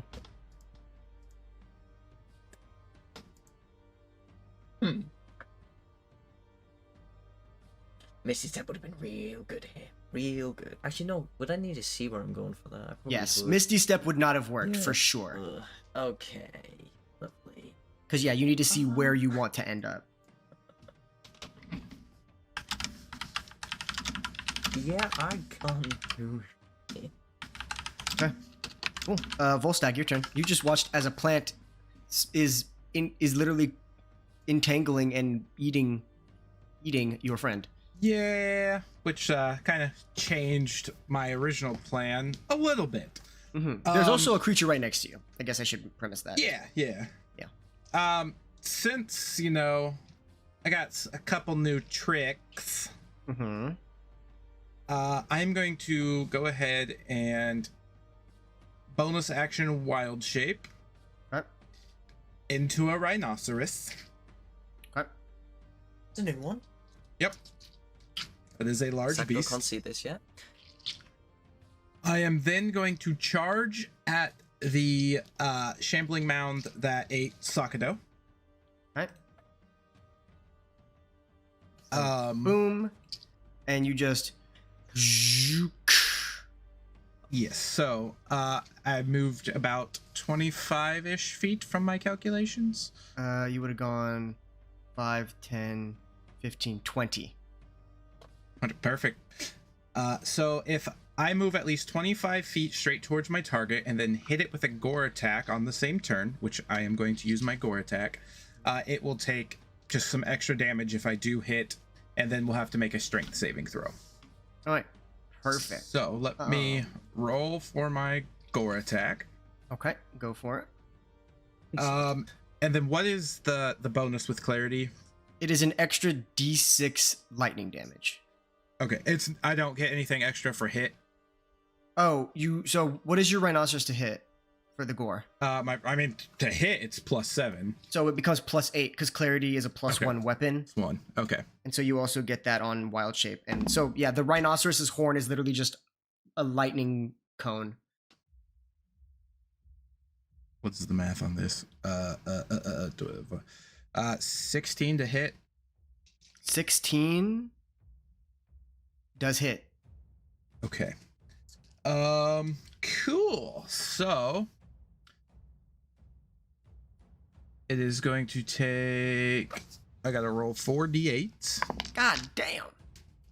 Yeah. Ooh, you're rivaling me. Actually, Rhino kind of cool. what's the 8? Yeah, that is 32 damage, max.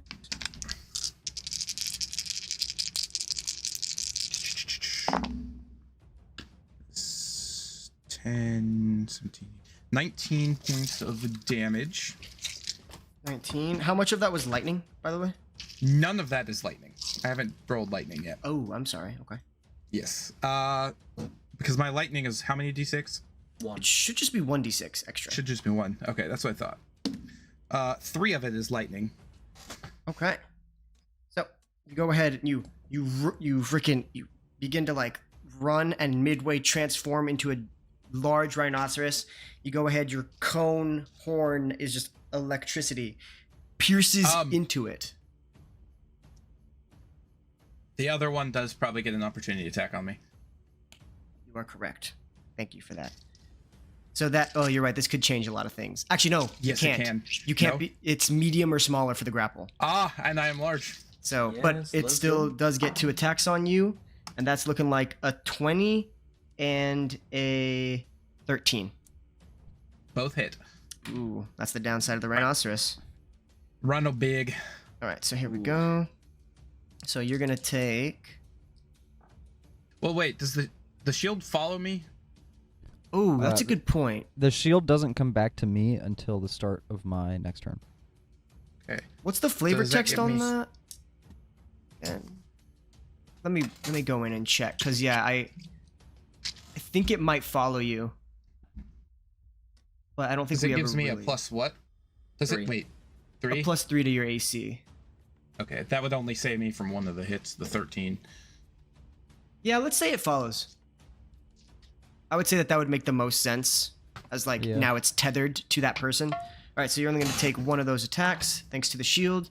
So you take 12 points of damage as It's one like the back tentacle. shield from Smash. Yeah, it's like the back shield. That's exactly what it is. Okay.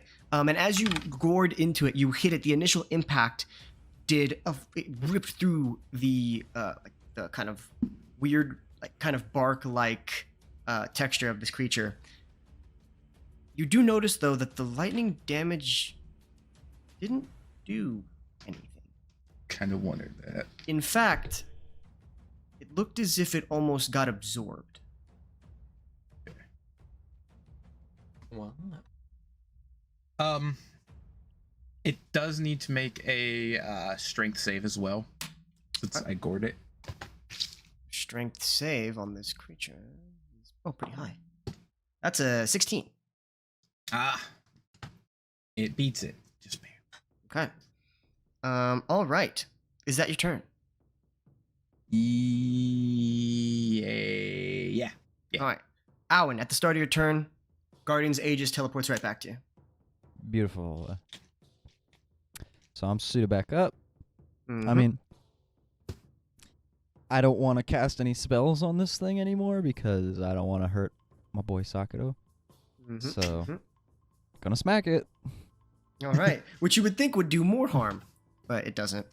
Well, Alright. he's kind of got eated in the backside, and I'm on Yeah. the front side. Yeah, So. he eat it into behind. Okay. I Go just ahead. shoved a rhino horn through it. Okay, so first attack is 24. 24 does hit. Okay. Do you want me to roll my second attack or damage first? You can do whatever is more convenient for you. Okay, I don't mind I'm either gonna way. I'm gonna roll my second attack. Okay. Natural 20. Oh shit. We all know where that goes. All right. So for the first hit, I'm gonna roll damage with my short sword. All right. That's gonna be 7 damage. 7 damage. Okay. And then for the critical, I've got. Is it double? So double, yes. So Okay. 2d6 plus whatever your short sword mod is. Yeah, I'm also gonna burn a second level divine smite, so I'm also gonna roll 3d8 with it. And that doubles as well. Really? Yeah, smite doubles on crit. Ooh, baby. Ooh, so- baby. We got we're smite getting and some sneak attack big hits crits. today. Okay, yeah, this is gonna get nasty. All right, It's so gonna get real destructive here in a minute. okay.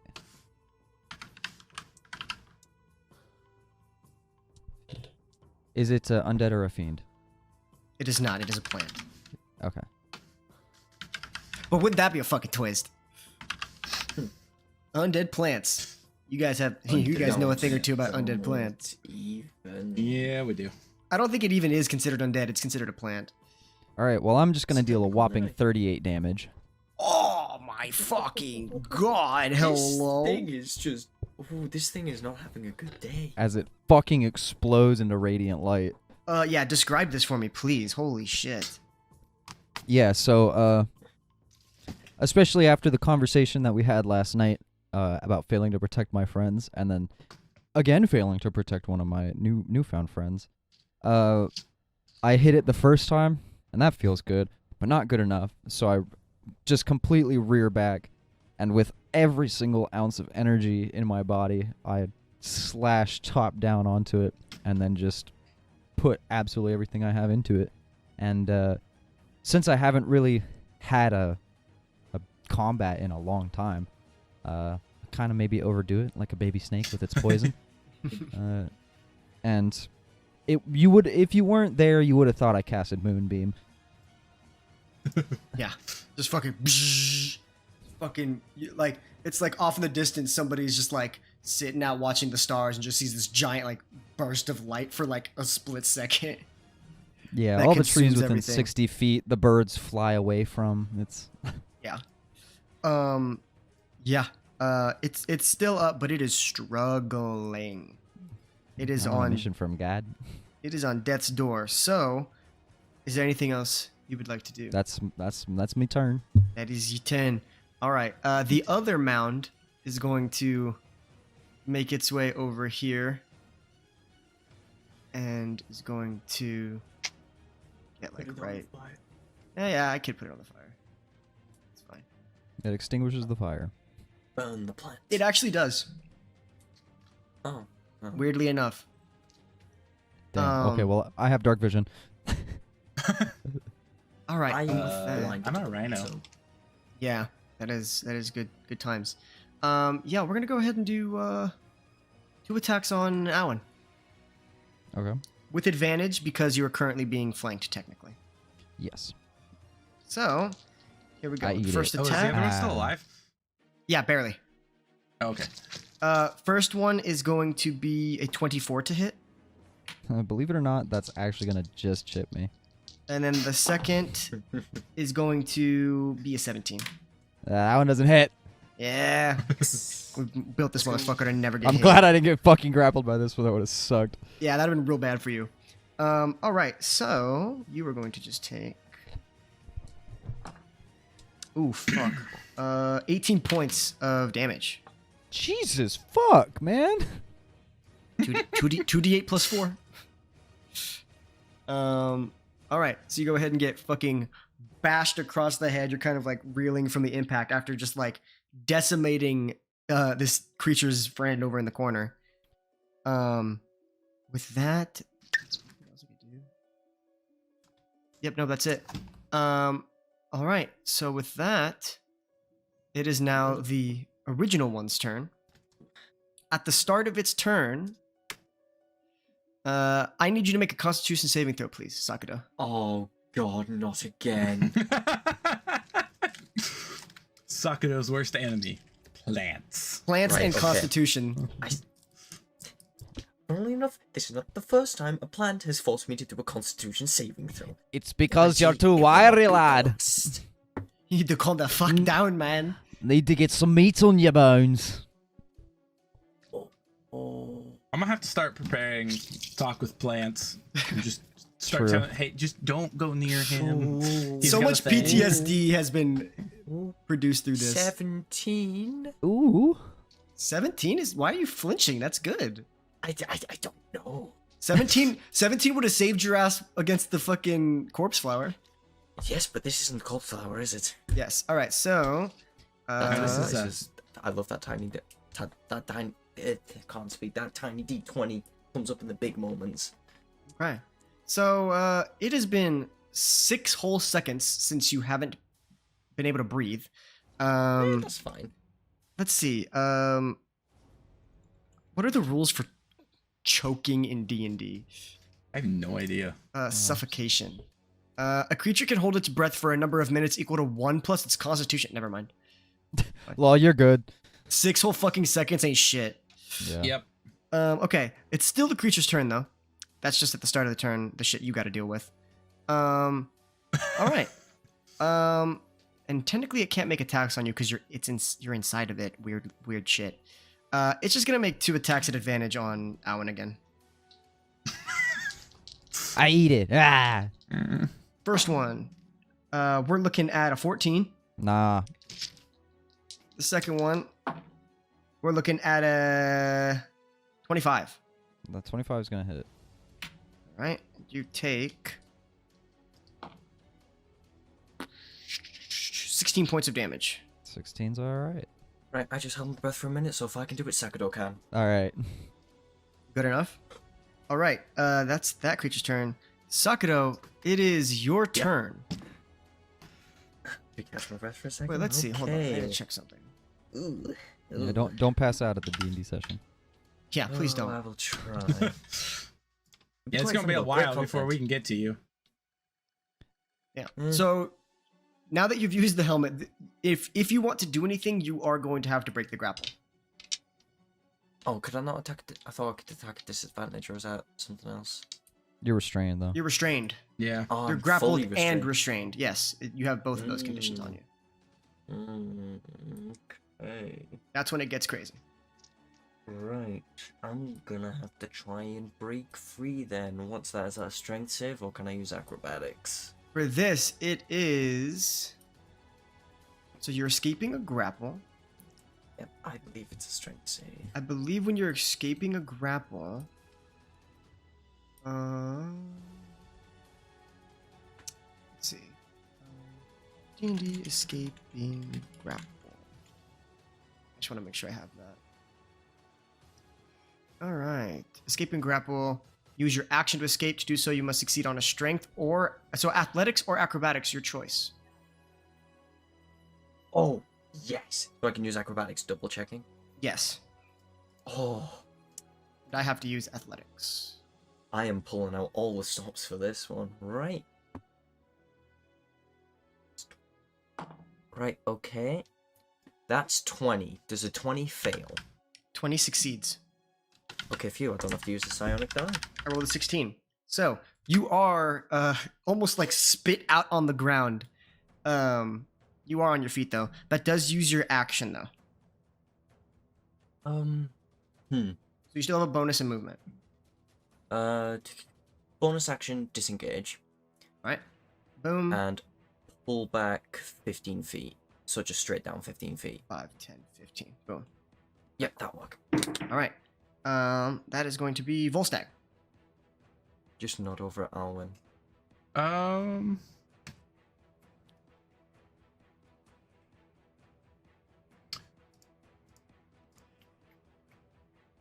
So,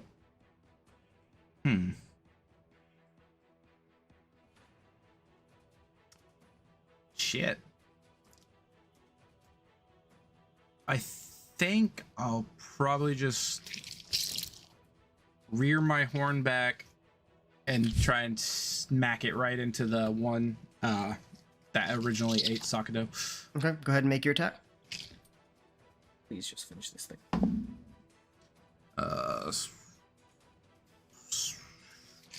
God, I hate math.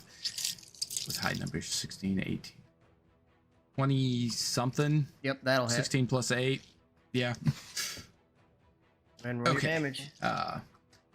And this is just 2d8, I believe. Yep. Yeah. Only 2. Only 2. And that is going to be, a whole 6 damage. 6 damage. And then the lightning damage it's going to get back is 2. All right. 2 points of damage healed back. All right. So you go ahead and gore into it. It's almost like the lightning is pulled from the horn and kind of you could see the wounds begin to heal a little bit. Is there anything else you'd like to do?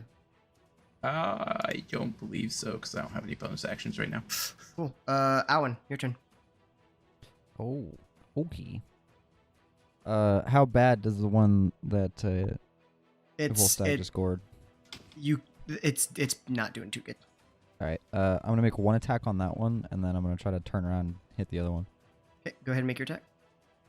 All right. On the first one, that's gonna be a 15. 15 just barely hits. Let's go. That's gonna be 9. Oh yeah. You just chop through this fucking thing and you watch as all of the plant matter just falls down into a slump mess. All right. Without skipping a beat, I'm already fully stanced up and facing the other one. All right, go for it. I roll again. That's gonna be a 23. That hits. All right. Alwyn's first kill, I think it was. Yeah. That Yes, wasn't a and team Let's kill. go. 8 points of damage. 8 points of damage. Alrighty. Is that your turn? Is there anything else? That's gonna be my turn. Alrighty, that is you. It is now that Mound's turn. And What's up, Mound? It's going to just keep full front forcing on you, but it does not have advantage anymore. So Let's go. Keep aggro. first attack. That's a 22 to hit. 22 is gonna hit. And the second one is a 20 to hit. 20 is my armor class. This is gonna Oh, they be both fun. hit. Oh no, they both hit. Okay. All right. Beats it, beats it. So you are going to take. Oh God, hold on. This is gonna get mathy. Where is warding flare when you need it? A Taro. Yep. Yeah. In a Taro. You take a whopping 30 points of damage Woo! Okay. from these two attacks, and as you take those 30 points of damage, you are engulfed. I'm engulfed. So you are blind, grappled, restrained, and you cannot breathe. Okay. Merry Christmas. Blind, grapple, restraint. Okay. All right, you guys watch as Owen just slays one, turns around, hits the other, is there in their dwarven form, standing tall, and just you watch as just gets absorbed and pulled into the creature. Yeah. That While I'm creature's getting pulled down. in, you just hear a "Whoa!" And that's it. Sakura, it is your turn. You've watched as Owen has been absorbed into the creature. I wanted to keep aggro, but that's too much aggro to keep. Too much aggro to keep. Too much aggro to keep. I did roll fat Okay. damage on those rolls. Yeah. I'm Yeah, also, that was. my So health pool's I'm- looking kind of skinny. I'm gonna run straight at the beast. Right? 5, 10, 15, 20, because technically this creature is, you're inside this creature. Would I have been able to cut through Volstagg, like slide under him, and go like round the other direction? Well, let's just figure out where you were. So you can go 5, 10, yeah, 15, 20, To the 25, 25, 30, 30. 35. Yeah, Is that technically right. flanking? That is absolutely perfect. That's flanking. Actually, no, I don't think it is. That's fine. I just wanted to separate us Okay. at the very least. Right. So not at an advantage, but that's okay.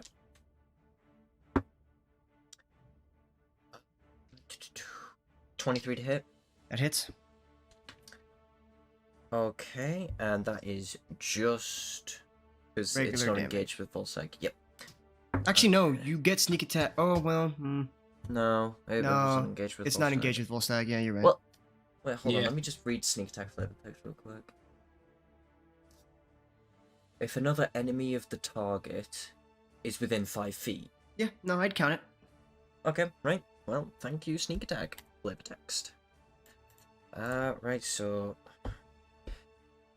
for the knife alone, it is 11 damage, and a slightly less ludicrous amount of D6s will be used. Oh, that was one of them. You said Ludacris, and I immediately just thought of the rapper. Luda. Luda! There's a rapper called Ludacris. Yes, and he Yes. drives a 1994, I want to say, Acura Legend that he bought, and it's super sick. And it was actually such a famous like rapper car that Mazda took it and then fully refurbished it with OEM parts that they remade. That's actually pretty sweet. That's fucking rad. Yeah. Also, Ah. I'm like astounded, Sakato or Torchic. You don't know who Ludacris is. He's in Fast I and don't re- Furious. Okay, I'm just gonna say it right now. I don't really know music, so But do you know Fast I'm and very Furious? dense on pop culture. Yeah, I it's- know. I know Fast and Furious. Don't Well- worry. Never watched it, but I know it. Here, I'm gonna send you him. Don't worry. Right. Okay. Slightly less ludicrous amount of damage from sneak attack. Luda. 22 total. Luda! I'm gonna call this episode Ludacris. Ludacris. Luda! Yep. No idea who he is. But yeah, no, that's 22 damage total. So 11 from the Okay. knife, 11 from sneak attack. And Boom, alright, second you have knife. your bonus That's action my bonus attack. action. This is the Let's first time the go. bonus action knife has happened. Since the break, yeah, it is. Ooh, this one might not hit. Unless... Oh, but no, it's still a +9. 16 to hit. That hits. We still hit, baby! Oh, max damage for 10. Alrighty. Go ahead and you do that. Volstagg, it is your turn. Okay. I am going to go ahead and back up 20 feet. Alright. So 5, 10, 15, 20. Go ahead. Attack Tell of me how much opportunity. damage I'm taking. You are going to. It's only one opportunity attack. So Boom. you cannot get grappled. Yeah, What? you are taking, or not taking, but it's gonna hit with a 22, Yeah, that definitely hits. and you are taking a whopping 16 points of damage. Okay, so Shh. I possibly have a reaction. I've been reading this a lot. Okay. Rebuke the violent. I do not have to have any like VSM, or I don't have to see it. It's only when an ally takes damage. Okay. So would I You be have able that to fun. reaction? Let me go ahead. I know you said you've been reading it, but let me take a look. 'Cause I know you. Yeah, been like looking if you at can it. disprove me, that's fine. I just want to know more Okay. about this. Rebuke the violent. Use your channel divinity to rebuke those who use violence. Immediately after an attacker within 30 feet of you deals damage with an attack against a creature other than you, you can use your reaction to force the attacker to make a wisdom saving throw. On a failed save, the attacker takes radiant damage. Yeah, it says there's no text here that says you need to see it. You know that a combat is happening. You have been Feel it. in the heat of battle, and you can sense the violence. So yeah, I believe that is fair, All right. and I will So make what just happened? So, It's 14 a wisdom saving throw of 12. Okay, so it takes half damage, so it'll take 8 radiant damage. So yeah, you watch as from the inside of this beast, just poof, this like radiant explosion pops off. As Alwyn seems to still be protecting you from the inside of a creature. I'm trying my best, y'all. All right. Does that knock you out of wild shape at all? It does not. I'm still kicking. Okay. Rhino's kind of beefy. Mm-hmm. Not Great imagine armor being class, Rhino. but so I'm going to then use my the rest of my movement to then charge forward and do another gore attack. How much But movement does it- this thing have? 40. Okay. Yeah. No. Oh. Perfect. So I just back up 20 feet and charge again. Good enough. Go ahead and make your attack Okay. with advantage, because it's not flanking. It's not flanking. Nope. That's an 18 plus 8. Oh yeah, that's gonna hit. I think. Okay, good. Don't make me math. Now I got 4d8. Slightly less of this man. So funny. Ooh, I like that. I like that. That is 10. It's slightly less That is ludicrous. 18 damage. God damn. And then it's gonna heal low numbers. Yeah, 2. All right. Boom. There. Alwyn. Yeah, what's up? Oh, it needs to make a strength save. Oh, right. Strength save. Yeah. That's 19. Strength save. Oh. It made it. Okay. Alwyn, it is your turn. You're at the start of your turn, so if there's anything you can do, but you can also just escape the grapple as an action. Yeah, I think I can't do anything. Really. Okay. Yeah, so I'll Go ahead and make an I'll s- athletics check. athletics contest. Mm-hmm. It's gonna be 11. That is a 15. Yeah. All right, so you are still in the creature. Is there anything else you'd like to do? I mean, I can't like lay on hands myself, can I? I can't reach myself Yeah, you're restrained. unless I can close my hands, touch myself. Yeah, I passed it. That would be interesting. All right. So with that, it is now the mound's turn. I need you to make a Constitution saving throw for me, please, Alan. I Con don't save? wanna know what happens. Con save. Oh, 10. All right. Oh, no, So- this would be fixed. So at the start of the mound's turn, you take Uh-oh. This might be Oh, it, boy. y'all. Oh no. 9 you points of really- damage Let's go! We live in! Ho ho. as you This are time. crushed with the weight of the interior, like moving pieces of this creature, and then 2 attacks are going to be made on Volstagg. Yeah. My You- breath Yeah, is sounds about exhumed right. from my body. Elwyn has become the guy in the picture. Yeah. All right, here we go. These 2 attacks. Oh yeah, this is. What do I Oh have? no. Yeah, that's a 14 and a 19. Yeah, those hit. right, so you're going to take.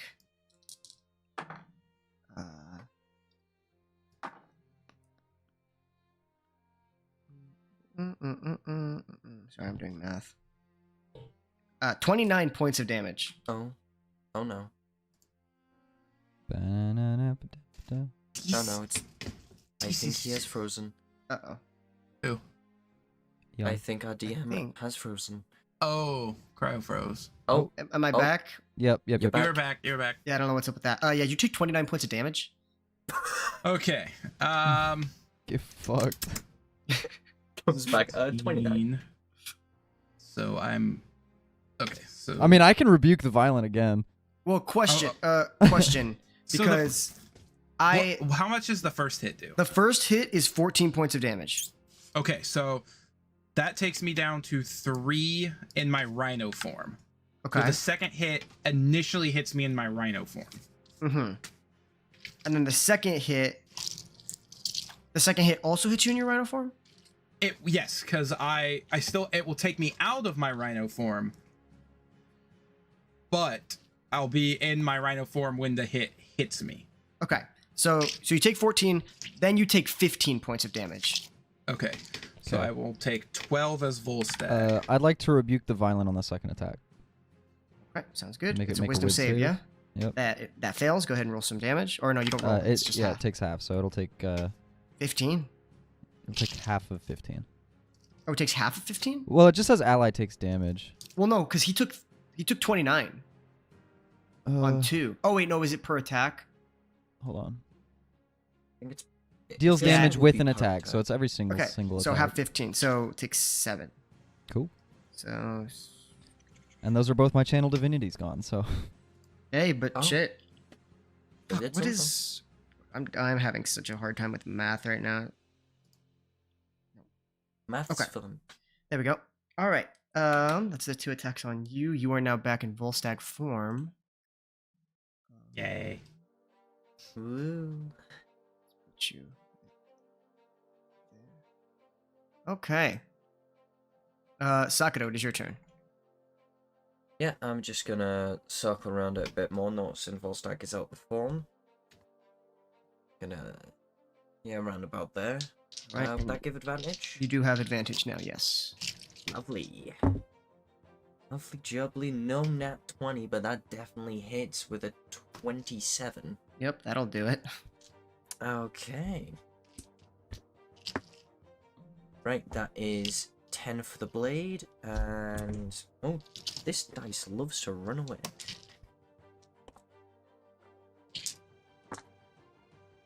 Ooh, wow, my damage is being nice to me today. That's 10, 17. So, 27 damage total. That's with the first knife. In comes the second knife.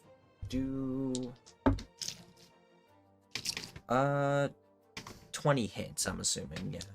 Yes, it does. Okay. D4. That's thingy. 8 damage for the second knife. All right. So boom, you take 2 swipes through it. Alrighty, is that the end of your turn? That should be everything, cause yeah, bonus action, second attack. All right, Volstagg, it is your turn. Okay, I'm going to use my second wild shape bonus action to bonus action wild shape into a cave bear. Oh god. Okay. Bear Stag's back. Bear stag. Bear stag. Bear Bigger stag. bear stag, though. Since the arm wrestling. Yes, but it's bigger bear stag. Oh, bigger bear stag. Yes. Like the sound of that. Okay. Volstagg is a bear I'm going confirmed. to go ahead and Yes. use my multi-attack. Go for it. So this is first attack with my bite. And that is a 16 to hit. 16 does hit. Okay, that will be only 1d8 piercing damage. Oh, 1d8 plus 5, but that is a 13, Okay. but it's gonna get back 3 points. Okay. And then I will use my claws. Okay. To slash into it. Ooh, I don't think those are gonna hit. No, that's a 9. Misses. Yeah. Okay. Also, I hate myself because I'm pretty sure I was doing more damage with my rhino. Not knowing it. It happens. Yep. All right. Is that your turn? Yeah. Alan, it is your turn. Let's get There's this nothing athletics else. contest out the way. Let's do it up. Please. It's a 22. Oh, dog. All right, a 22. This is a 16 or above. Actually, wait. No, I lied. It's a 21. Okay, well, I rolled an 8, so. Okay. All right. Uh, So Guess I'll perish. that's the end of your turn, which means I need you to make a Yes, I'll Constitution die. saving throw, please. You Okay. always pass the con save. Any though? Ooh, that's gonna be a 22, baby. You are Oh, good. let's go. Yes, he can, Bryce. You are good. Nice. So I don't take Alright. any damage? I don't have No to take da- half? No Oh, thank fuck. damage at all. Okay, cool, because I have a big old 2 hit points. All right. It is gonna go ahead and yeah, fuck it. Who's doing the most damage so far? Good question. I mean, Volstek's kind of healing it. Yeah. Honestly, Volstagg is kind of deemed half an ally. So we'll go. Oh fuck! I dropped my d20. I'm not gonna get it until the episode ends. So Yeah. I mean, like, I felt like I've been fucking whipping it up. I just got eated. you got fucking eated and then yeeted. All right, here we go. 2 attacks both on you, Sakudo. Oh, lovely. I knocked myself out of 15 points of damage extra, but That is going to be a 25 and a 22. Oh, Yikes. yeah, they both hit. yeah, bad. Wait, can he eat it, both of us? He might be able to. He might be able to eated you both. Well, he is a big Oh, boy, no. so he could probably fit us both in there. He is a big boy.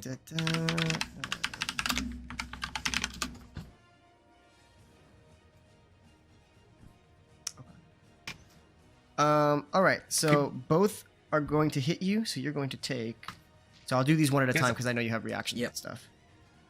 I can't be Lightning Bear to save you guys this time. Yeah. I was hoping you would waste Thunderbolt because I'm a bad person.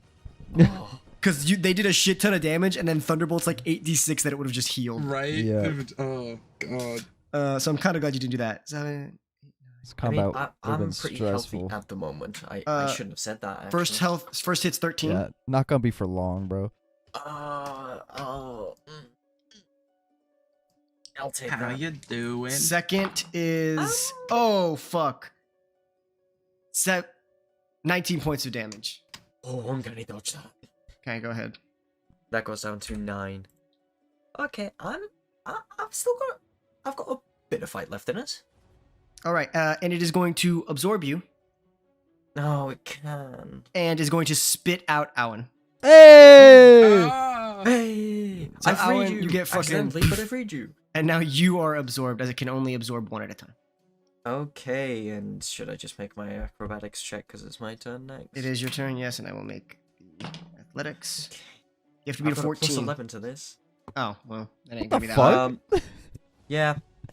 I have. Oh, do you not know my Ludacris stealth? Why do No, we keep I- talking I- about Ludacris? Yeah, dude, he's I right don't there. know. It's because he's right in the chat. He's right in the chat, dude. he's I in the see chat. him. He's I see just him sitting when there. every time I close my eyes. 17. Yeah, 17 acrobatics. you escape, so you only have your bonus action and your movement though. And I can't really do anything with my bonus action, can I? Yeah, I can't hit with another thing, so I'm just gonna stand there. Wait, dash, disengage your mind. All right, Volstagg, it is your turn. Yeah. Nice. Yeah, I'm going to pivot around a little bit just so we're kind of like forming a triangle around this thing. Yeah. And then I'll make my 2 attacks with my multi-attack. All right, go ahead. So let me get my cave bear. That first one is a 16 plus 8. Yeah, that hits. And that is going to be, look at that, a whole 8 damage. All right, what does it heal? It's going to heal a whole 2 damage. All right, go ahead and. To be Well- fair, it hasn't healed back more damage than what I've done to it. That is true. To be fair, can't you deactivate clarity as a bonus action? Not in bear form. Not in bear form. Not No. in, oh, it's not in bear form. Okay. I can't speak. Oh, yeah, you need to say it, don't you? Okay, that makes sense. Yep. Oh, that's a natural 1. I cannot hit with my claws. Yeah, your claws just missed through it. Owen, Yeah. you've been yeeted out of it. Yes. You do have your turn. You were fucked up. Mm-hmm. You're not doing good. Yeah. I'm aware. Intimately so. But the creature also doesn't look too hot. Creature also doesn't look too hot. Not at all. All right, let's lightning. fuck it. Let's smack it. All right, go ahead. All right. It's gonna With be. advantage, I believe. Do I have advantage? Yes. Oh, let's go. Oh, wait, did I have advantage? No, because No. Sakudo and Owen are technically flanking each other. First one's a 14. That misses. All right. Second attack. 26. That does indeed hit. All right. Cool. I'm gonna do a second level Defiant Smite. All right. That's gonna be 9 plus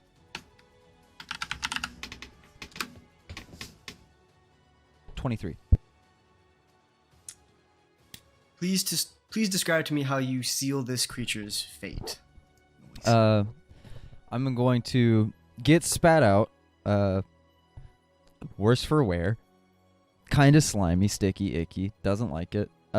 Immediately I'm going to turn around, draw my sword, slash at it once, fail to attack, and then I'm just going to full thrust it straight into it and create a beacon of light on the tip while I'm thrusting into it. And then as the sphere of light disappears into it, it's just gonna like poke out from all of the crevices in between the vines and stuff like that, until I assume it eventually falls apart. It just begins to wither away and corrode with the radiant energy that is presented upon it, and it falls to the ground. You are worse for wear. There is a bear that is currently covered in like sparks and electricity. Sakudo just got spit out a couple of seconds earlier, and the dust, as far as you are aware, has settled. There is a calm yet pulsating, like, feel your heartbeats. Mm-hmm. That is where we will leave this session off. The large crit at the beginning really did that motherfucker in. Yeah, At the both of them. top. Both I've of those been waiting crits. for Yeah. that for Yeah. so long. Smite crit. This episode had everything. It Smite was crit. ludicrous. It was ludicrous. Roll So credits. So Yeah. thank you guys for watching. We enjoy every time you guys stop by. If you love Ludacris, give a thumbs up. Oh, the fuck, I don't fucking know. We hope you guys are staying safe out there. We love you guys so much. Enjoy your squirt sticks, and we will see you guys next time.